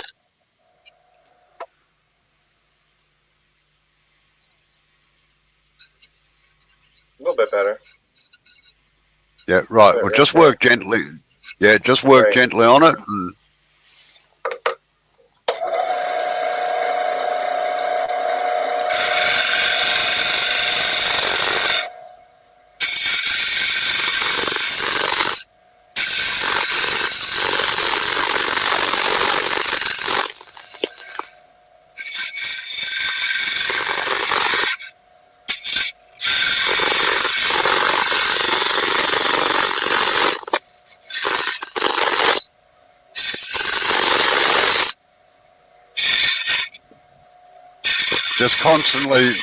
just constantly check it, Chris. Because what can happen is you can undercut there if you're not careful. That feels pretty smooth. Right. Now go and sharpen that one and your skew chisel, and then do one final pass over the whole thing.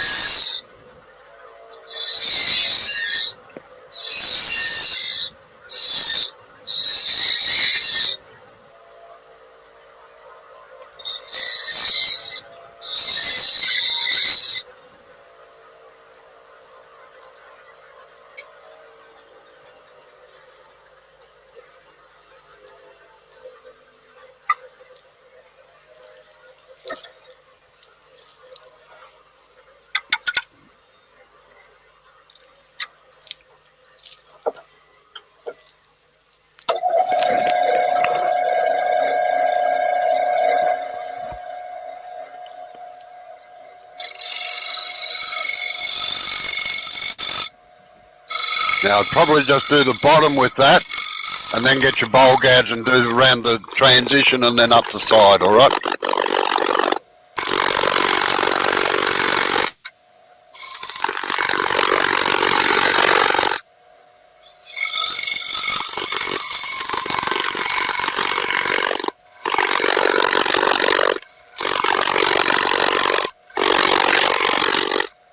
That should do it, Chris. Now get the bowl gouge and do from the base up to the top now. Nice and gentle. Get the handle right over here so the edge doesn't rub.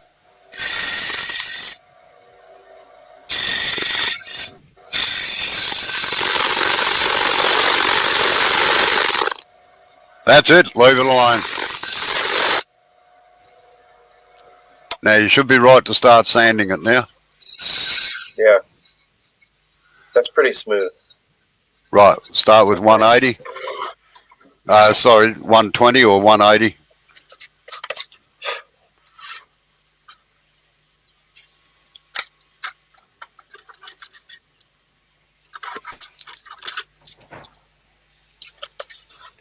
Now, don't forget just to break the edge first.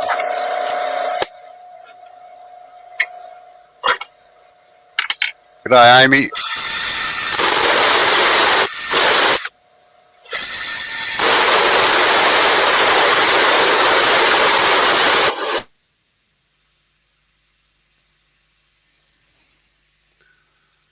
You can put us up on into multicam if you like now, Jay, while he's doing that. How you going, Amy?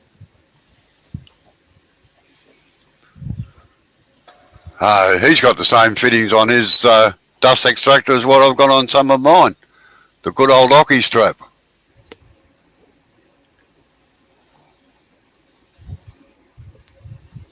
I didn't realize I was muted that one time. I was talking to you the whole time. Sorry, Chris, I missed that.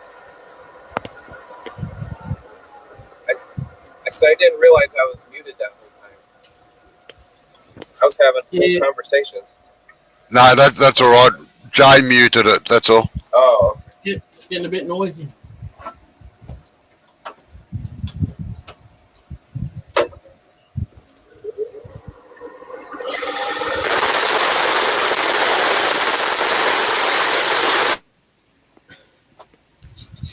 Hello, Blair's disappeared into the check on his chair. Slid down underneath the table, eh? Yeah, drunk again. So I had a little bit of movement, and when I say a little bit of movement, it may be a little bit this much. No, not this much. Maybe about this much. Oh, right. So I stopped, and I'm putting red shavings in here right up to the top because I can actually get this piece and move it. Oh, yeah, all right. So I've glued all the way down and then all the way the crack. I'll get the other light actually, sorry. The other crack's here. And that I've had to fill that one too because that was pretty much just going to snap off in one piece, you know.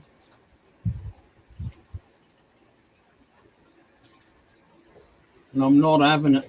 Sorry, Bailey, I've put you on mute again because the sanding was noisy. Now, Chris, just out of interest, before you change the grits on your thing, just make sure, I use a little brush, but you can use your finger, just make sure you take the dust out of the inside before you go to the next grit, because it can hold little bits, particularly on the cheaper sandpapers, it can hold little bits of grit in the dust, and when you put the new one on, it leaves a bloody great score down the inside of it.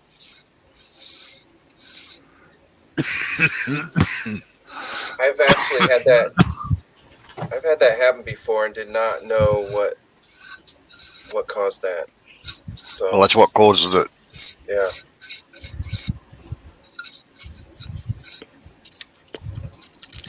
Yeah, I use a hearth brush or a 3-inch paintbrush to get rid of it from inside, or the airline, one or the other, which happens to be lying closest.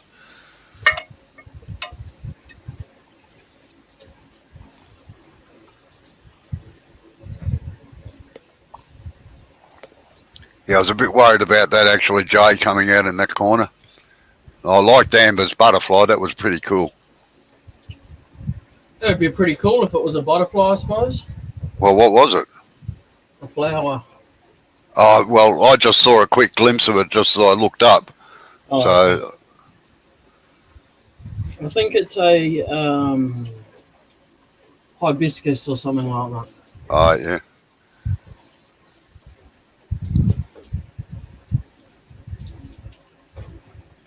I bought her about 30 or 40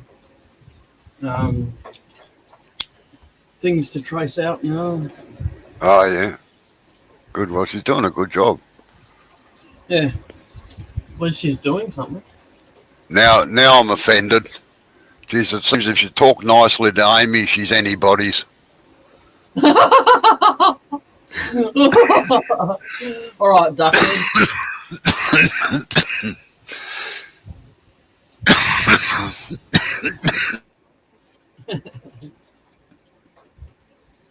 And it's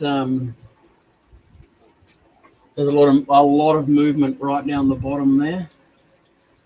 So I'm not really going to push it too much more. I might just clean the bottom up. There's a couple of ripples down there, but besides that,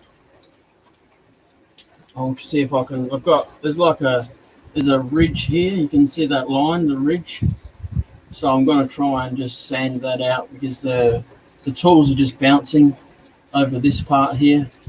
And like I said before, this whole chunk right here is not far off from falling out anyway. So yeah.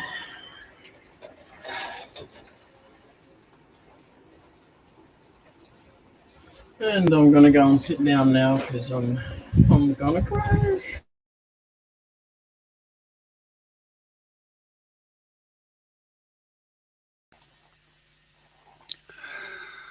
And Sarge had to get a stray cat from under his house, and patch the insulation.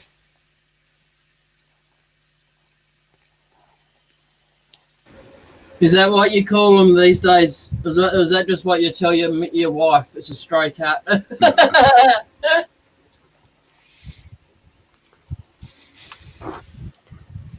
think it'll be too bloody cold for any extracurricular activities outside. That's the whole point of having the extra curriculum, isn't it? So you keep warm.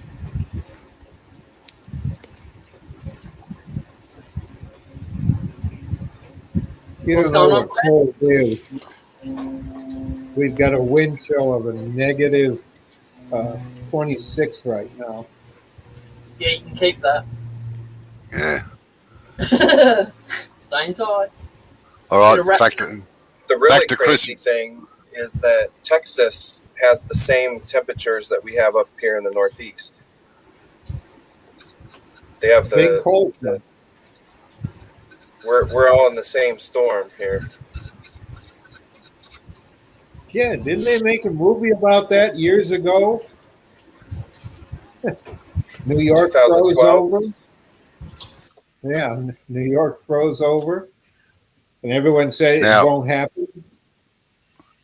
Well, you can't argue with Mother Nature. We're on the way of having it happen. What's that line about? Sorry, Dr. Bob. What's that line about halfway down, Chris? Yeah, there. Is that tear out? Or is it a lump in there? All right, look, what grit are you up to in your sanding? 320. No, 240. Right, we'll go 320. I think what it is just sawdust built up around there. That's all it is. Looks like it disappeared when you wiped it with your finger. So we'll see in a minute.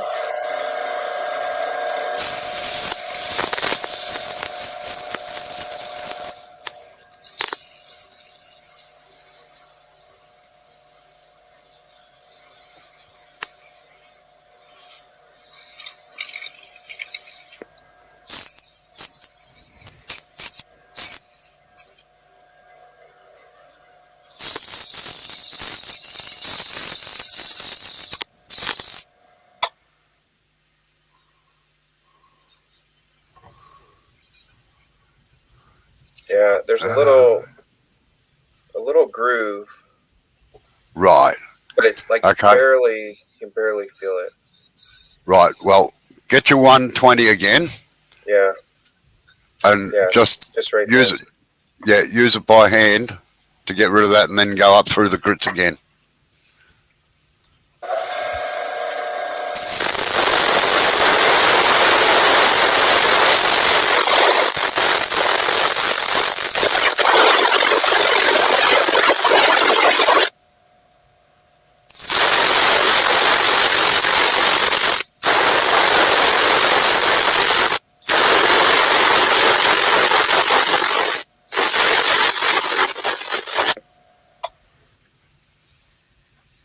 Contrary to what most people think, that you can't get rid of tear out by sanding it.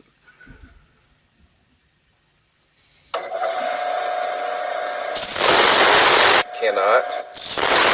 But grooves you can.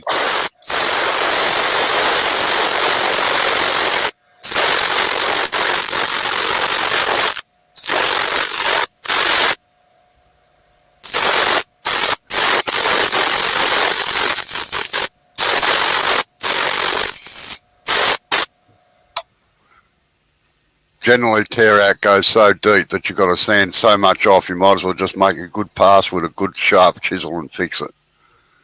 Right, okay, go up through the grits. It may disappear with the next one. It's decreasing, so...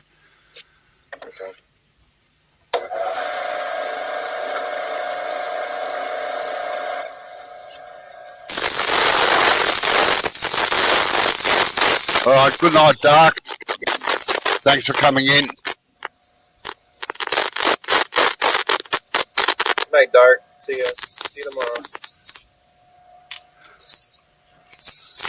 Right. Now, I take it Sarge wants me to explain. Can you just mute, please, Blair? Chris, sorry. Top. Sarge, I take it you want me to explain why you can't get rid of tear out with sanding easily anyway. Is that what the please explain was? Right, okay. Jay, sorry, have to get you up. Can you switch me on to a full camera, please? Right. That was pretty good timing on your behalf, Robbo, because I've been inside for the last 5 minutes. Okay, right. Okay, now, Sarge, timber structure is a heap of tubes like this across like that. When you get tear out, what you do is you're destroying the ends of the fibres here.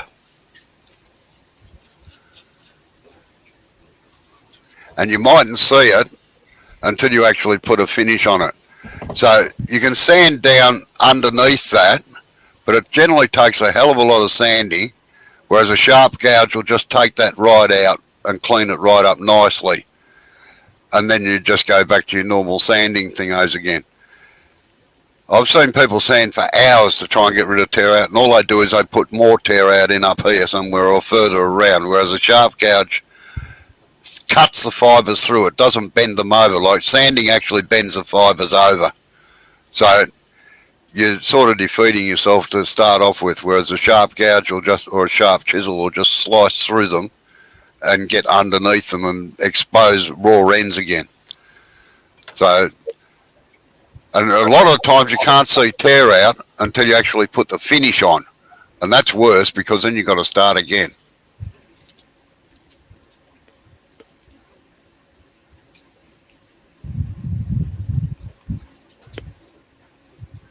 Right, how's it going there, Chris? Is it disappearing? Now, I must admit, I'm always wary of power sanding because if you hit the edge with the edge of the disc, you can also leave a groove in the outside edge. Yeah, it's going away. It's a little bit light, but I'm wondering if it's part of the wood. Could well be.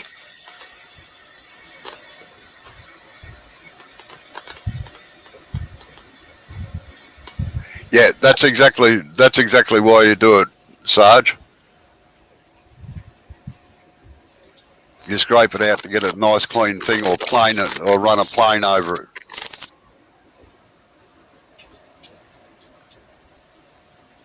Right, what grid are you up to now, Chris? This is 320. Rightio.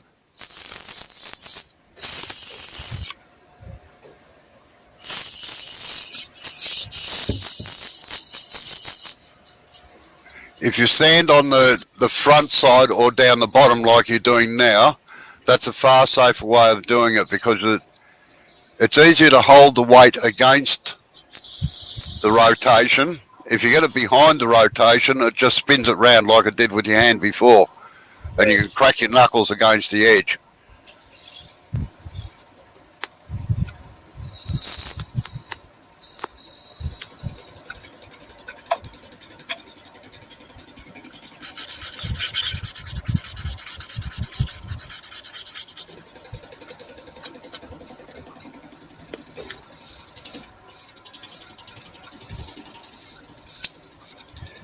Looking pretty good. Right, 400. Oh, you haven't got 400. Okay. Sweep all the garbage out of it. Give it a wipe with metho. Just watch out you don't get any on the outside, because metho will take the wax off otherwise. I very rarely finish the outside of the bowl until I've done the inside.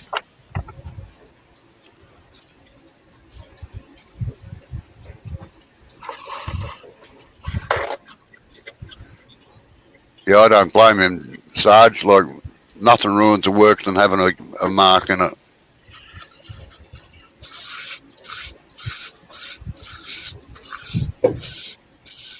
Now, just have a look where that groove was, Chris, and see if it's disappeared with the metho.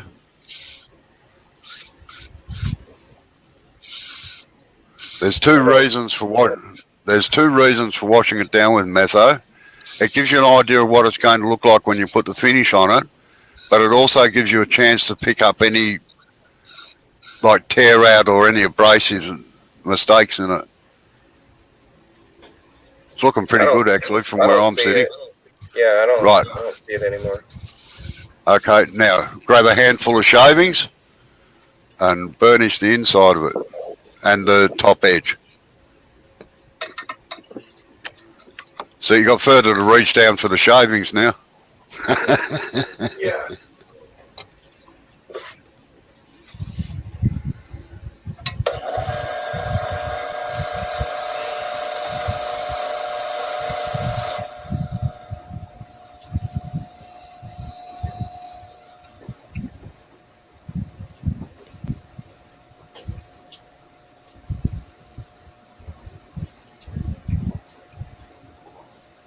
Yeah, just when you do that, just watch out you don't catch your fingernails on the timber.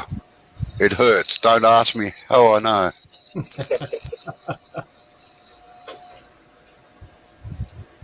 Fingernails should never be used as gouges. No. Ever. It hurts me when they call it a fingernail. Yeah, although fingernail grind. Although a lot of Tasmanian timbers can be turned with your thumbnail, so. All right, rightio, you ready to wax that up, Chris? It looks pretty good from where I'm sitting. Yeah, this is beautiful. This is the first walnut I've ever done. I love the smell of it. It does smell good.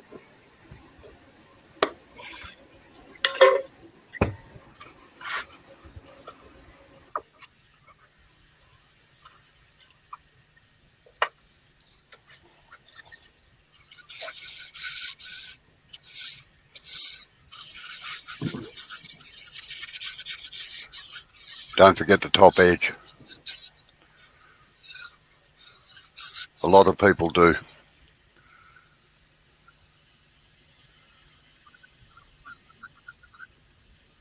Amy says, nice work, Chris. Thank you, Amy. Amy, I was looking for your channel, and I think I found your channel, but it didn't look like you had any videos, or did you have videos? I'm not sure if I have the right one. I can answer that. Amy doesn't have any videos up. She's not a wood turner yet, but we're working on it. She only lives 30 kilometres away from me, and when the COVID thing gets out of the way and things get back a little bit to normal, she's coming across for lessons. So, right now, just make sure there's no lumpy bits or streaks or anything in it, and let it sit for 5 or 6 minutes, and then polish it off.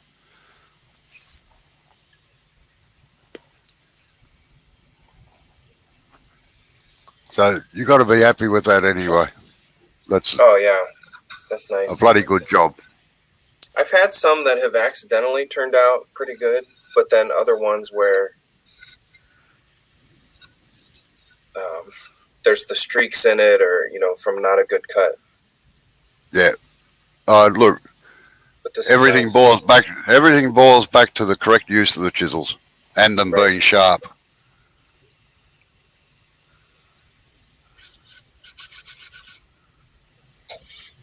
No, now you stop trying to get draftees in here, Sarge. You start recruiting people, I'll be very upset. Oh, so I was talking the other day in the chat. There's a guy that has a scroll saw at work that's pretty old. It's got the bed is rusty. It's been in his barn. That doesn't matter. That can be cleaned. Yeah, I've never really been interested in scroll sawing, but to turn down a good, I have a little cheap Craftsman one from when I was about 4 or 7, but I don't know. I don't know if it's worth having in my little shop. Yeah, any tool's worth having. It just depends on, like, I've got some machines here that mightn't get used for 12 or 18 months, but then they might get used for 3 months flat out. True. So Chris, is he going to give it to you, or was he going to buy it, or what? I don't know. It's one of those awkward things. His wife passed away several years ago, and she used it. And I think there's some other things that he's keeping, but that one he wants the space. But you have to be real careful if you offer. I don't think he's just going to give it away. But. Okay. Just realize that the older ones are they're harder to work with, especially if you're going to swap out blades and stuff like that. I'm going through that right now. I've got an old Dremel one that I've had for like 20 years, and I just hate it. It's not fun to use.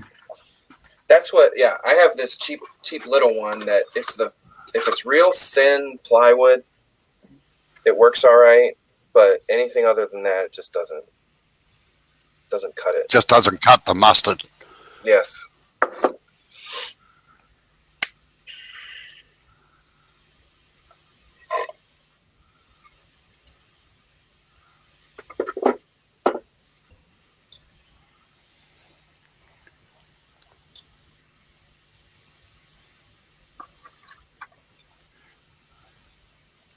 Now, do you have a cone center, a cone revolving center, Chris, or not? Just a straight cone? Yeah, beautiful. Rightio. Good. Because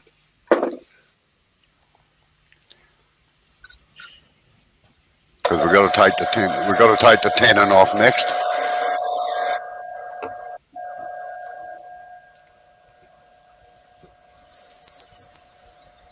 Oh my goodness. It's like glass.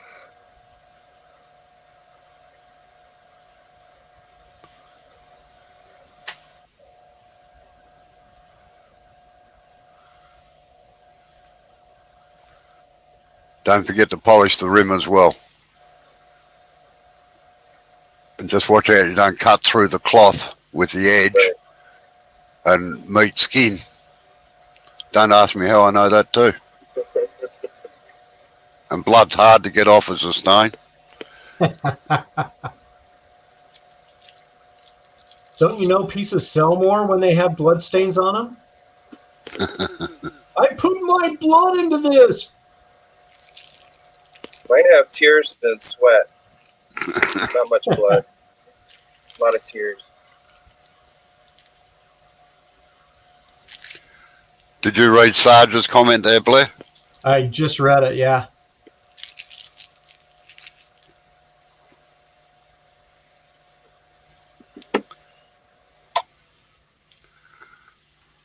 Right, now before you handle it, just let the wax set off a little bit, because some waxes will take fingerprints if you handle them too fast.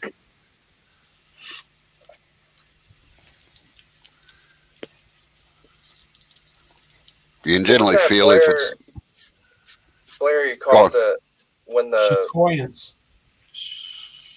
chatoyance. chatoyance. It's French for cat's eyes.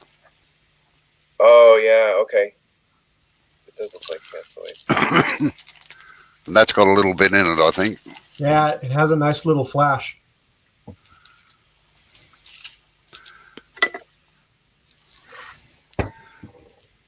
Yep, there it is. Right there. Right, now, if Jay could put himself up on camera for a minute, please. Why? Because this is one we've prepared before. I'm not prepared, sorry. Can't help you. Oh, what's this? Sitting back like Riley. Jesus, I don't know. Enjoying the show, what are you on about? Can you show Chris your little jigger for taking off the tenons that you fit in the chuck, please?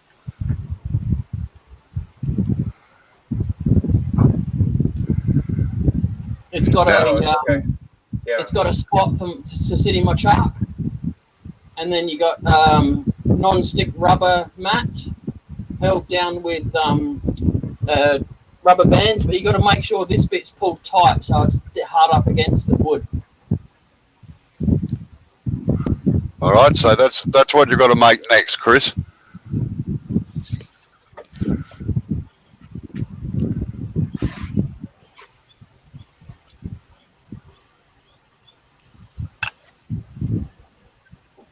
Even if you have to round a piece down.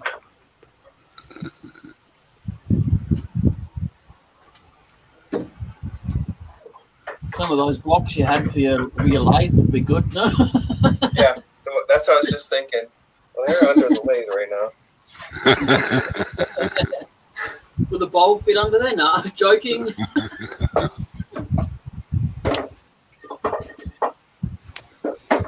Sarge, I know that.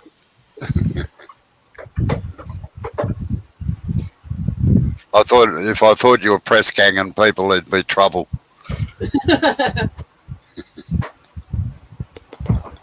Or poaching is probably a better way to say it. We'll kick you out for clickbait.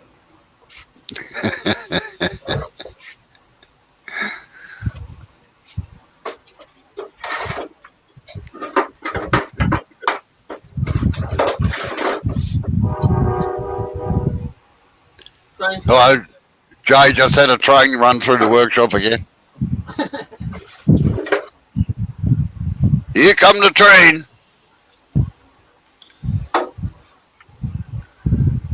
It'll be peaceful coming to your house, Robbo. No trains or planes. Be like, wow. I'll tell you what, if you heard a trainer, you'd be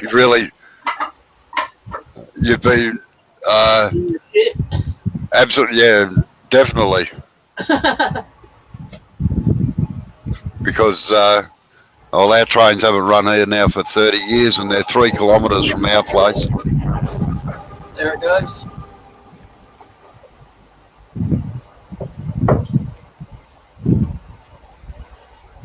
Can you hear the rumble? Yeah. I can hear your fan more than the rumble though. Oh, whatever. All right, how about I make one for tomorrow night? Yeah, that'll be okay. That's fine.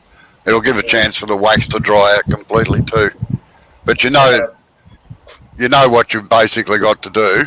Yeah. So if you make it up before you come in, that'll be even better. But just or if you've got a big flat plate that you can put into the chuck, like a piece of plywood or something like that with a faceplate ring or something on it, that works as well. So. Oh, okay. But that was just the easiest way for Jay to do it. My sanding disc. Hey, that'll be perfect. So, yeah, put that on. Just put some non-stick or non-grip stuff on the front of it. Watch out you don't drop the bowl.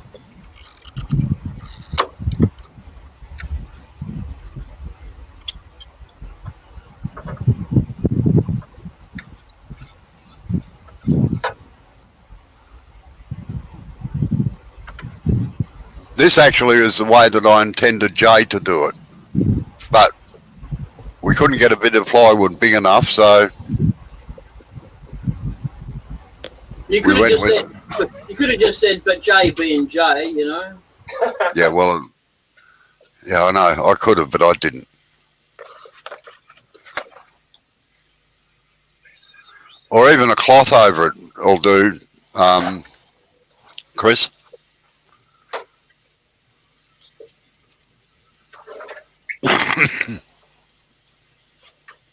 just so as the sandpaper doesn't. Right. Go and grab one of your wife's t-shirts. Now, if you've got some masking tape or something, just tape the cloth around, like put the cloth over it, and then just tape up the back of it. Because what'll happen otherwise, the cloth will flop about.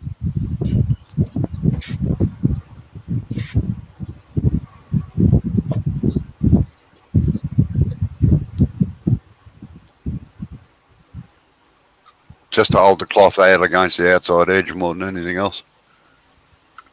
Until it gets going anyway.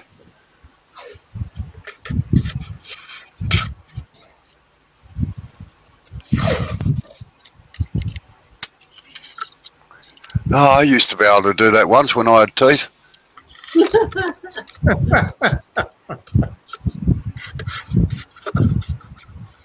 Now I've got to gently go into my pocket and get my pocket knife out.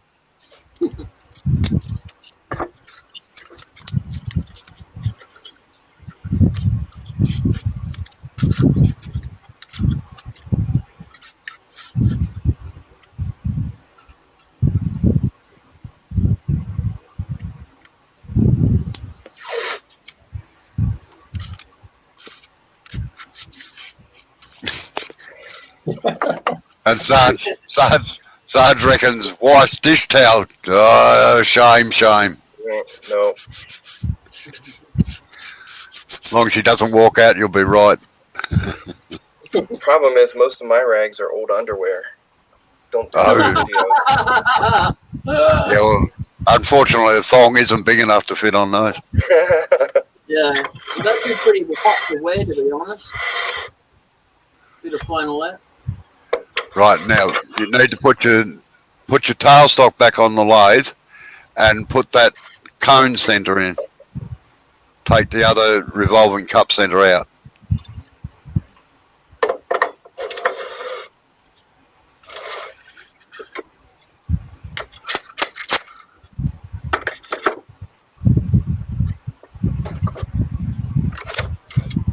Right, now this is the only time I ever use it.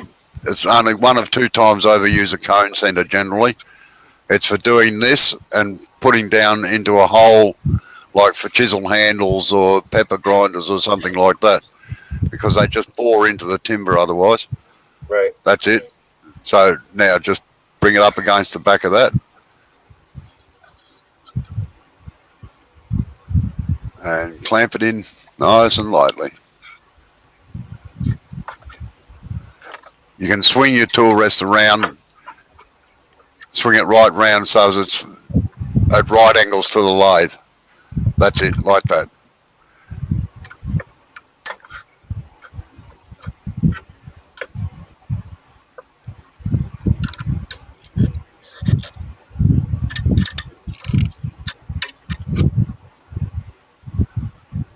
Right, that's looking pretty good. Now, did you lock that tool rest down, Chris, onto the bed?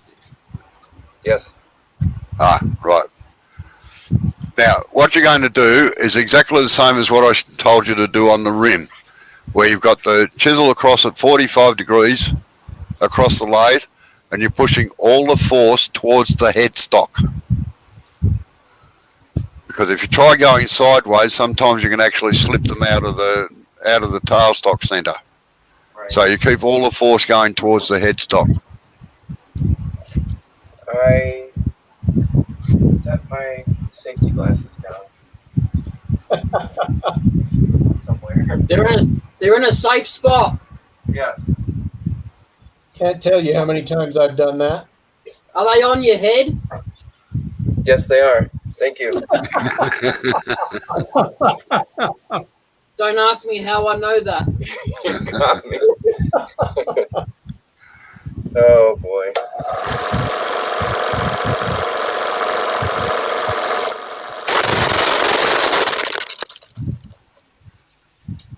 Just slow the load down a bit. Yep. Yeah.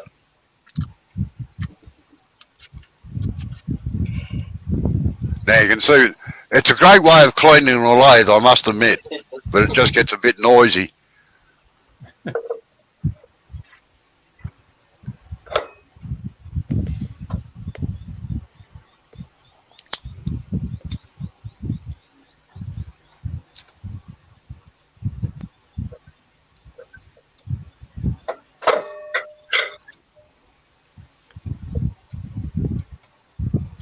Yeah, see if you can run a piece of tape right round the diameter of it.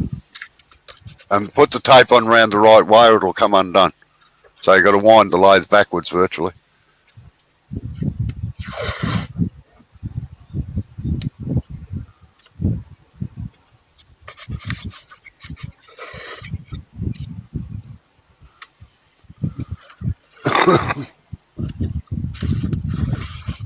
Might help hold it on.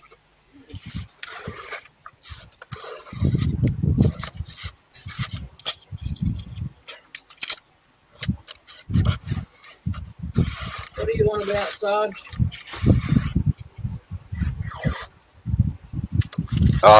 Talking about the glasses, where was the last place I put them?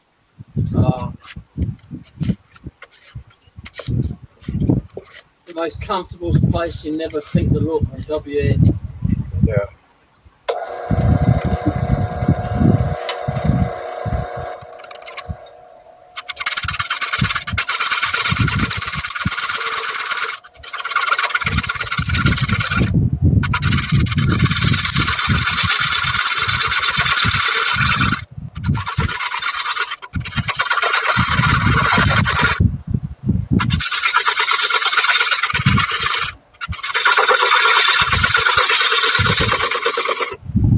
No, don't drag it across. You just want to be pushing in. Yep. Ah, you've learned something, Joe. Yeah.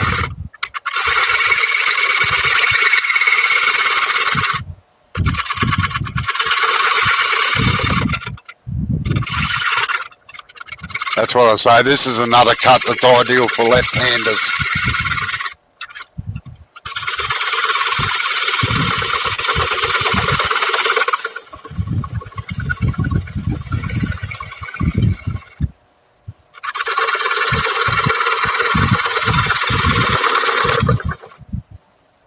Switch. Just bring your handle round towards your fraction. That's it. Virtually what you want when you're making the cut in is the bevel behind the nose facing straight towards the headstock. Oh, right. Okay.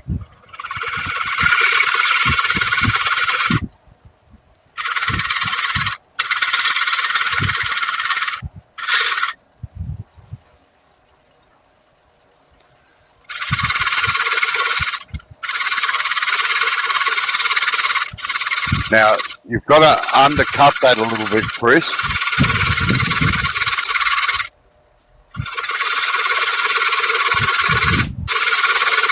So that it sits around the outside of it, not rock on the middle of it.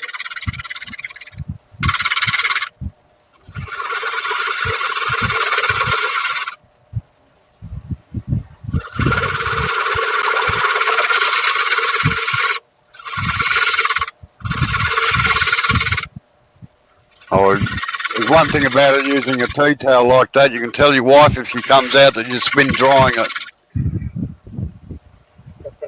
This is an old rag. It's she would never use anything like this. They have to be fancy.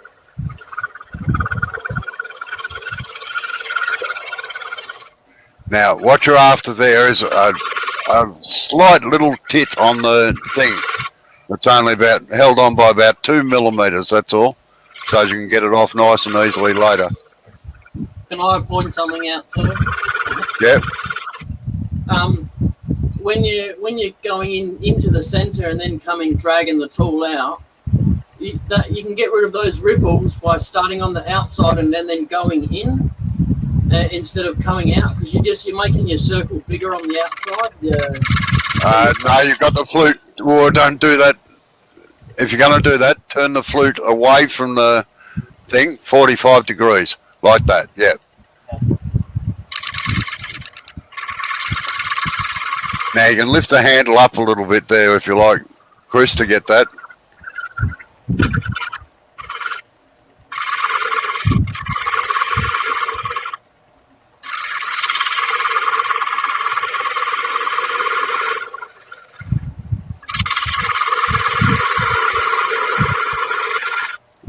Right, now see if you can just undercut the knob a little bit, the little tit on the end there.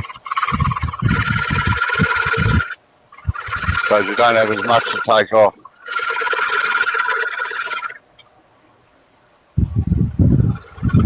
And watch out how deep you're going inside the bowl. Yeah, I think there's enough clearance there. I think I have room, but might pay to switch to the 3/8 gouge rather than the 1/2 inch. Switch to the smaller one. You can get in a little bit tighter with that.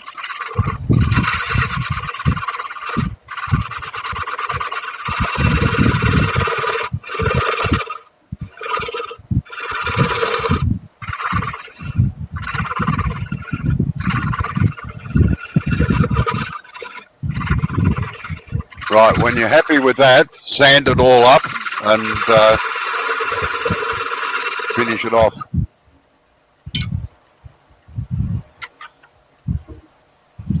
happy with that.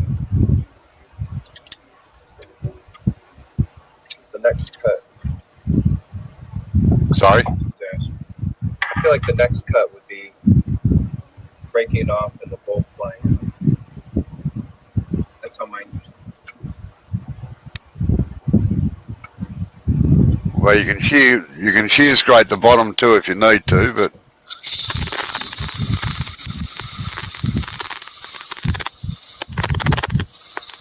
Just put me on mute while you stand, Chris. No, I did it. yeah. I got the power!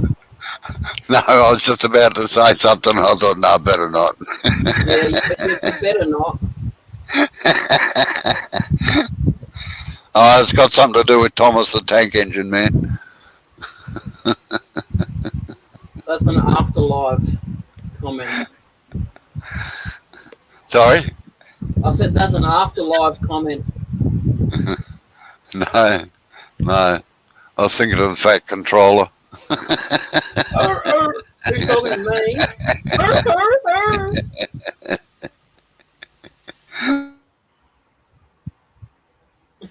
I just put him on mute. I wonder if he'll realise. Yes, I did. I saw it flash up. Don't worry.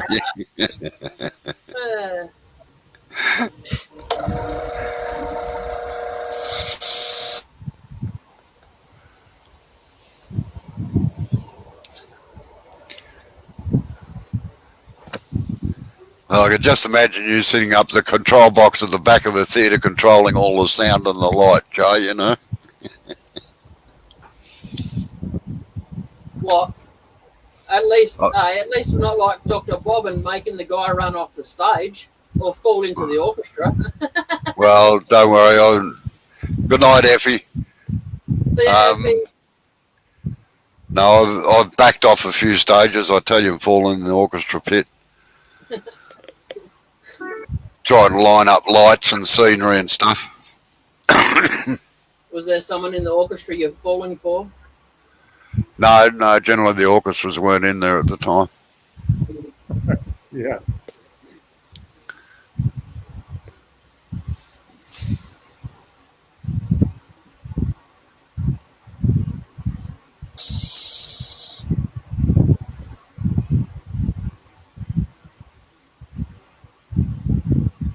What's your temperature like there, Robbo, today?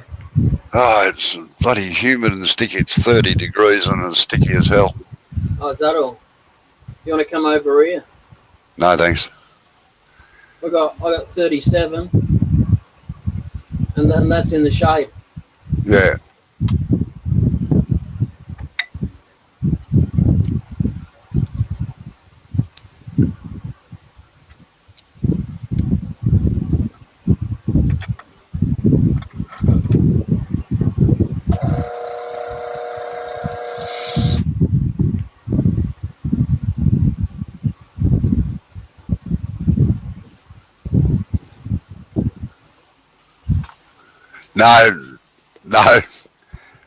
No, it wasn't a mosh pit or anything like that, Sarge. I think that's what you're referring to.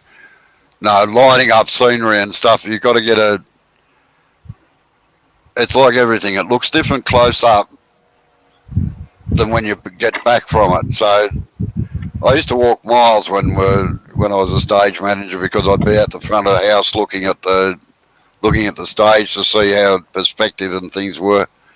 And I'd be backing back, checking something, and just walk straight off the edge of the stage.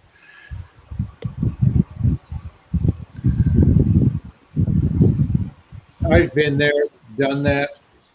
It's scarier when you're up in the loft and they don't have any railings up in there. You know, before the law said they had to. They just put a rope between drops.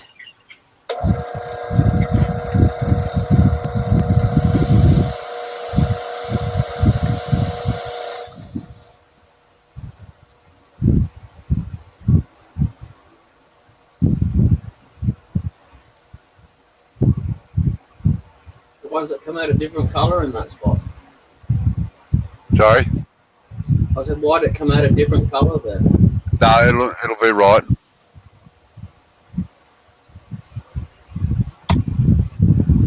When the wax goes on, it'll change colour again. Oh, yeah. No, and you quite often have a difference because the grain on the sides is end grain virtually, and just a little bit of side grain, whereas the base there is a pure side. It's just pure side grain. So, but when the wax goes on, it'll change colour a little bit. What wax are you using there, Chris? Car wax. Oh yeah, I've thought about trying some turtle wax. I've had this wax probably for 35 years. Wow. I don't ever wax my car. That's why I have it left. Mine would fall apart if I did, I think. You're rubbing off the paint that's holding it together.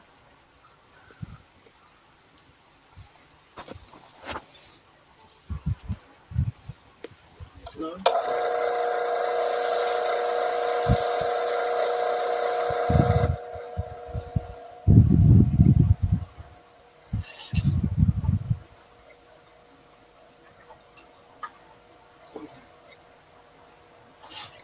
Beautiful.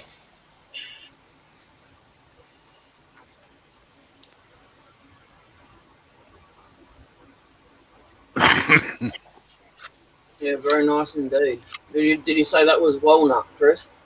Yeah, walnut. Very nice. It was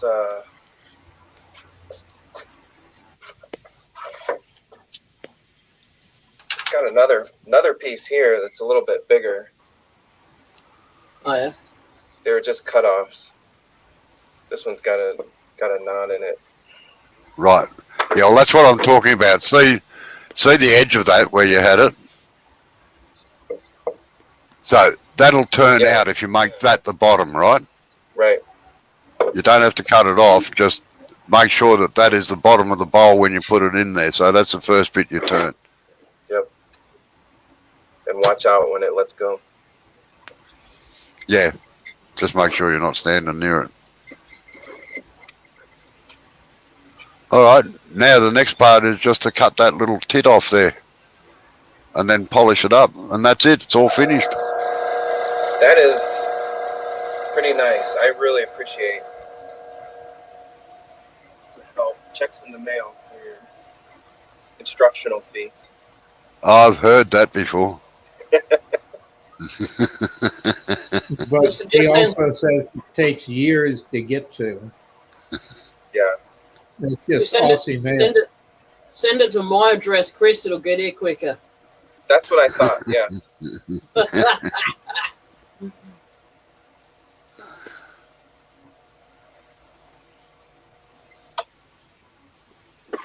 And then you take it off to cut that off, right? You don't do it on there. Well, I do, but You do it on I there? cut it. I cut it off while it's on there. But I would never suggest that, and I'm not being rude, a beginner do it, because it's what you've got to do is keep the bevel rubbing on the timber, and you're using the bevel of the tool to hold it against the plate. And then you've got to have one hand on the switch, so you've got to do it one-handed and just slice it off. But the safest way for you to do it is to just cut it off.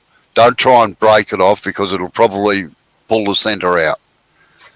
So, and then if you take the sanding disc that you've got in your drill, have you got a drill chuck you can put into the lathe? Yes. Right, well, you put that in the lathe in the headstock and just sand off where the little nubby bit is.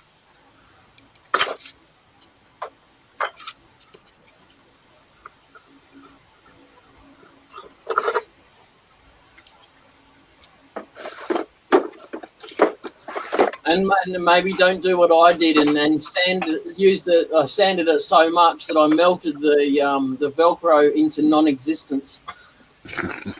I have done that. I had my pad and I had the sandpaper, but I couldn't not find the Velcro anywhere. Hey, it's like, whoops.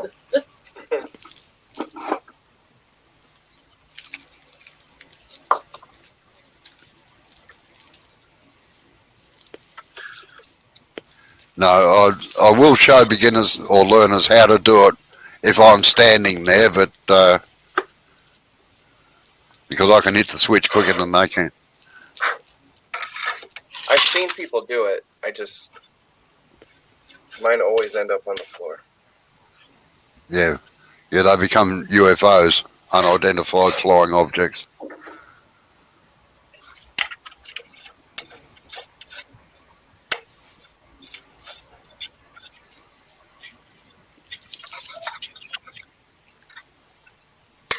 Now, tomorrow's lesson will be an exam, so don't worry about your lathe.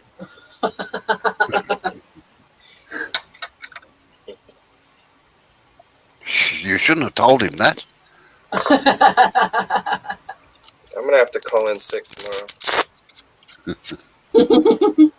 What, the dog ate your homework, did it? Yeah. I had a bloody dog that used to. Now, just nice and gently, Chris. You don't want to put too deep an indent in there.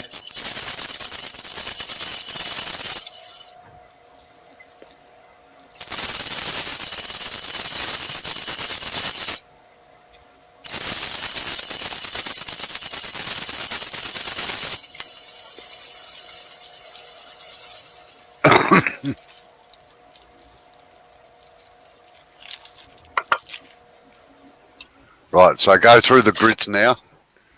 Again.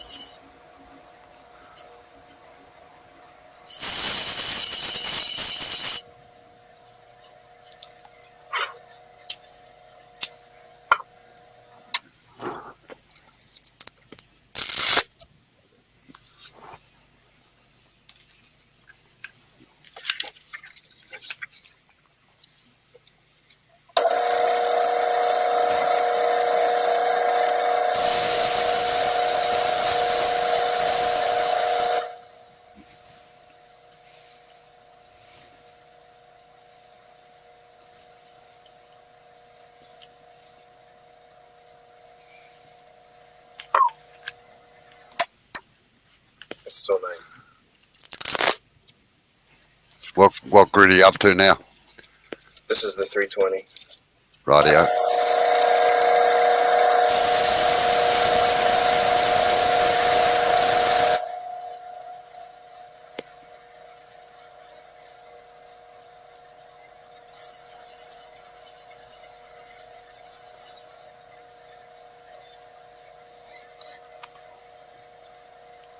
Right, now get a cloth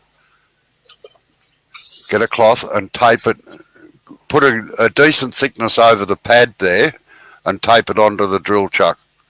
So you've got like a polishing mop, all right?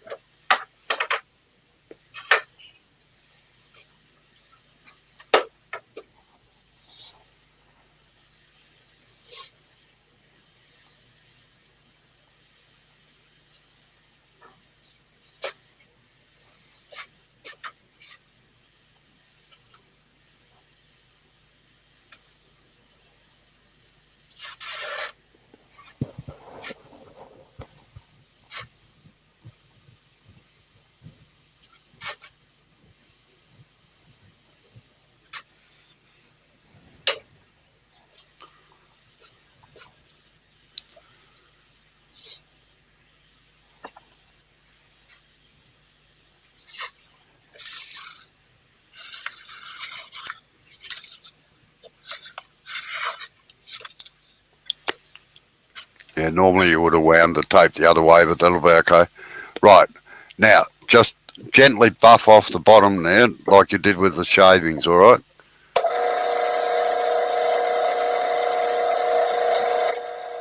With this? Yeah. With the rag?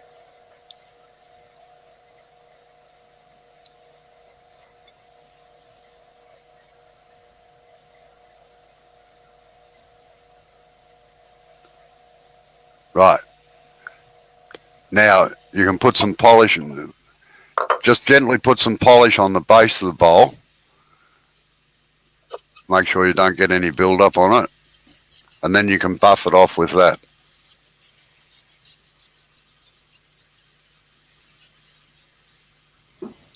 Or you can spend $300 odd and buy a Beal buffing system, whatever you like. You know, yeah, I see those, but I imagine for resin you'd probably need to have one. No, not necessarily. No.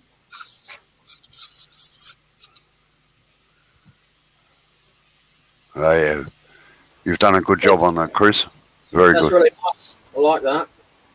G'day, Dave. How are you? All right, right. Just give it a couple of minutes and then we'll buff it off, all right? How you going, Dave? Yeah, pretty much, Dave. Yeah.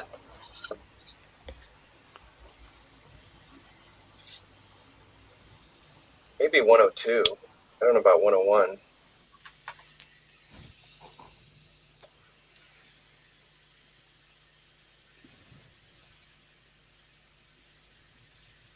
I think Robbo, you had to unteach more than I thought anyway. Sorry, what was that? You had to unteach more than teach. Yeah, that's normally Bad habits.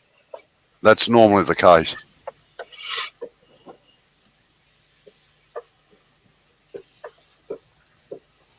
It is hard. Like there should be a list of approved YouTube channels that you could watch for training.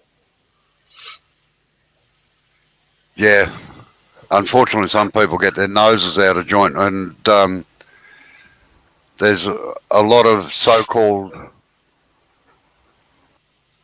well, in their own mind, they're good turners that are actually registered turners that don't really know how to turn properly either. Good. In the DAWG? I'm not saying.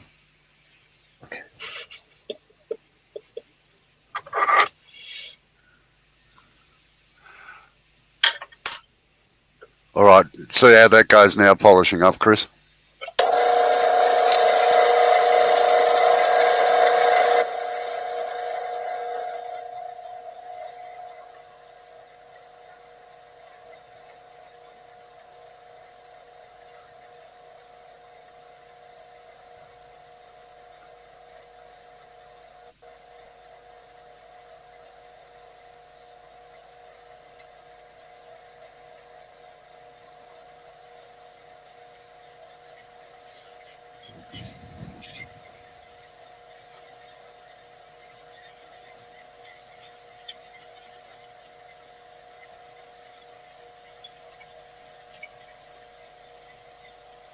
And bien. Magnifico. Looks great. Superb. And one finished bowl. Might be able to sell this one. No, I think I'll keep this one. Thanks so much, Robbo. My pleasure. And Jay and everybody. This is awesome. Come join us more often at night. Yeah, no worries, Bailey. Anytime, really. I'm not that fussed if I have to give up my my live for someone else to learn. At least it's another good turner out there, isn't it? Really? Yep. Yeah, now I have this I can go back and watch too. Yes. That'll be nice. I had a look to see if I had my account set up so they could be downloaded, but it doesn't. So.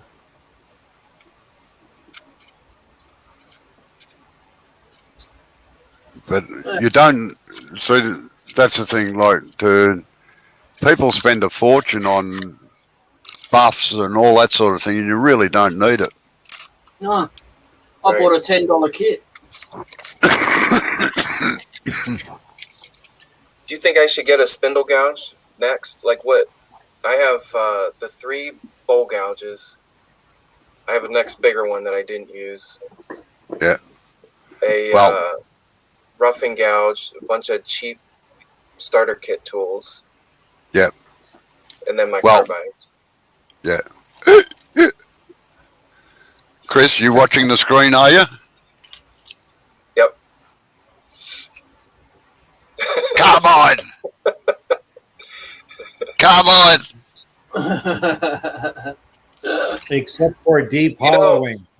So no, I got them, and I thought, oh, I'm going to use these all the time, and I end up using the bowl gouge most. Look, carbides have their uses, and if you've watched me on anything else, you know that it's just a bit of a joke with me. See this? I got this in the mail today. We buy our stuff from AliExpress. And this cost $1. It's a carbide bit, and I'm currently using the other one that I paid $1 for, and it works beautifully. Yeah. No, there are places for carbides, but yes, if you, oh Jesus, Sarge put him right off then. Oh, pen turning, yeah.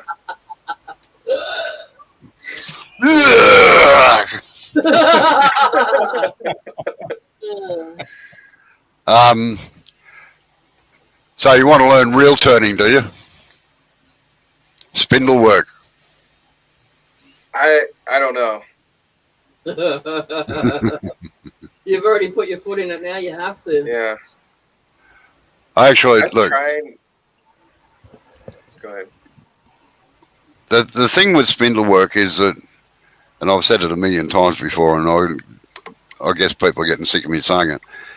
If you can spindle turn, bowl turning suddenly becomes very, very easy, because you know that what the tools are doing, and then why you've got to have the angles that you do, and the presentation and everything that you do. So that makes sense, because like trying to use the skew is tough, and that's mostly for spindle, isn't it? Yeah. Oh, you never use a skew on a bowl except as a scraper, and they make excellent scrapers for doing that. Yep. But no, the skew is probably the hardest. Well, no, it's not the hardest chisel to learn, really. But it's the one that will let you know if you make a mistake rather rapidly. Oh, yeah. So, yeah.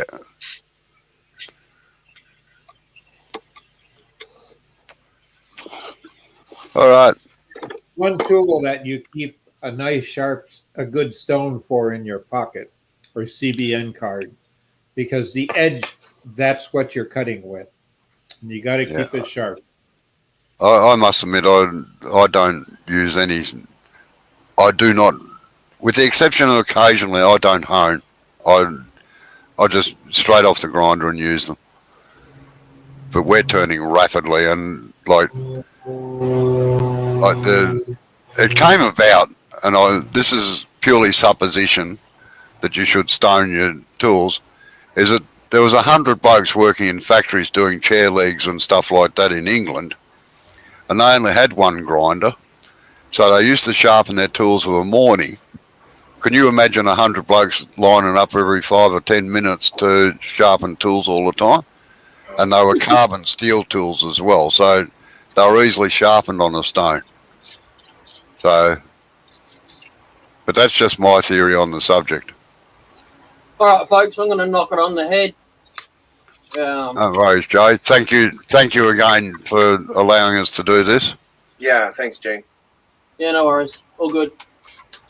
It's good to watch. And where's Blair gone? Tammy came home, did she? Yeah, she must have. Yeah. And Amy, Dave, and Sarge. Thanks for putting up with me. You're on mute, Dr. Bob. Oh, I'm sorry.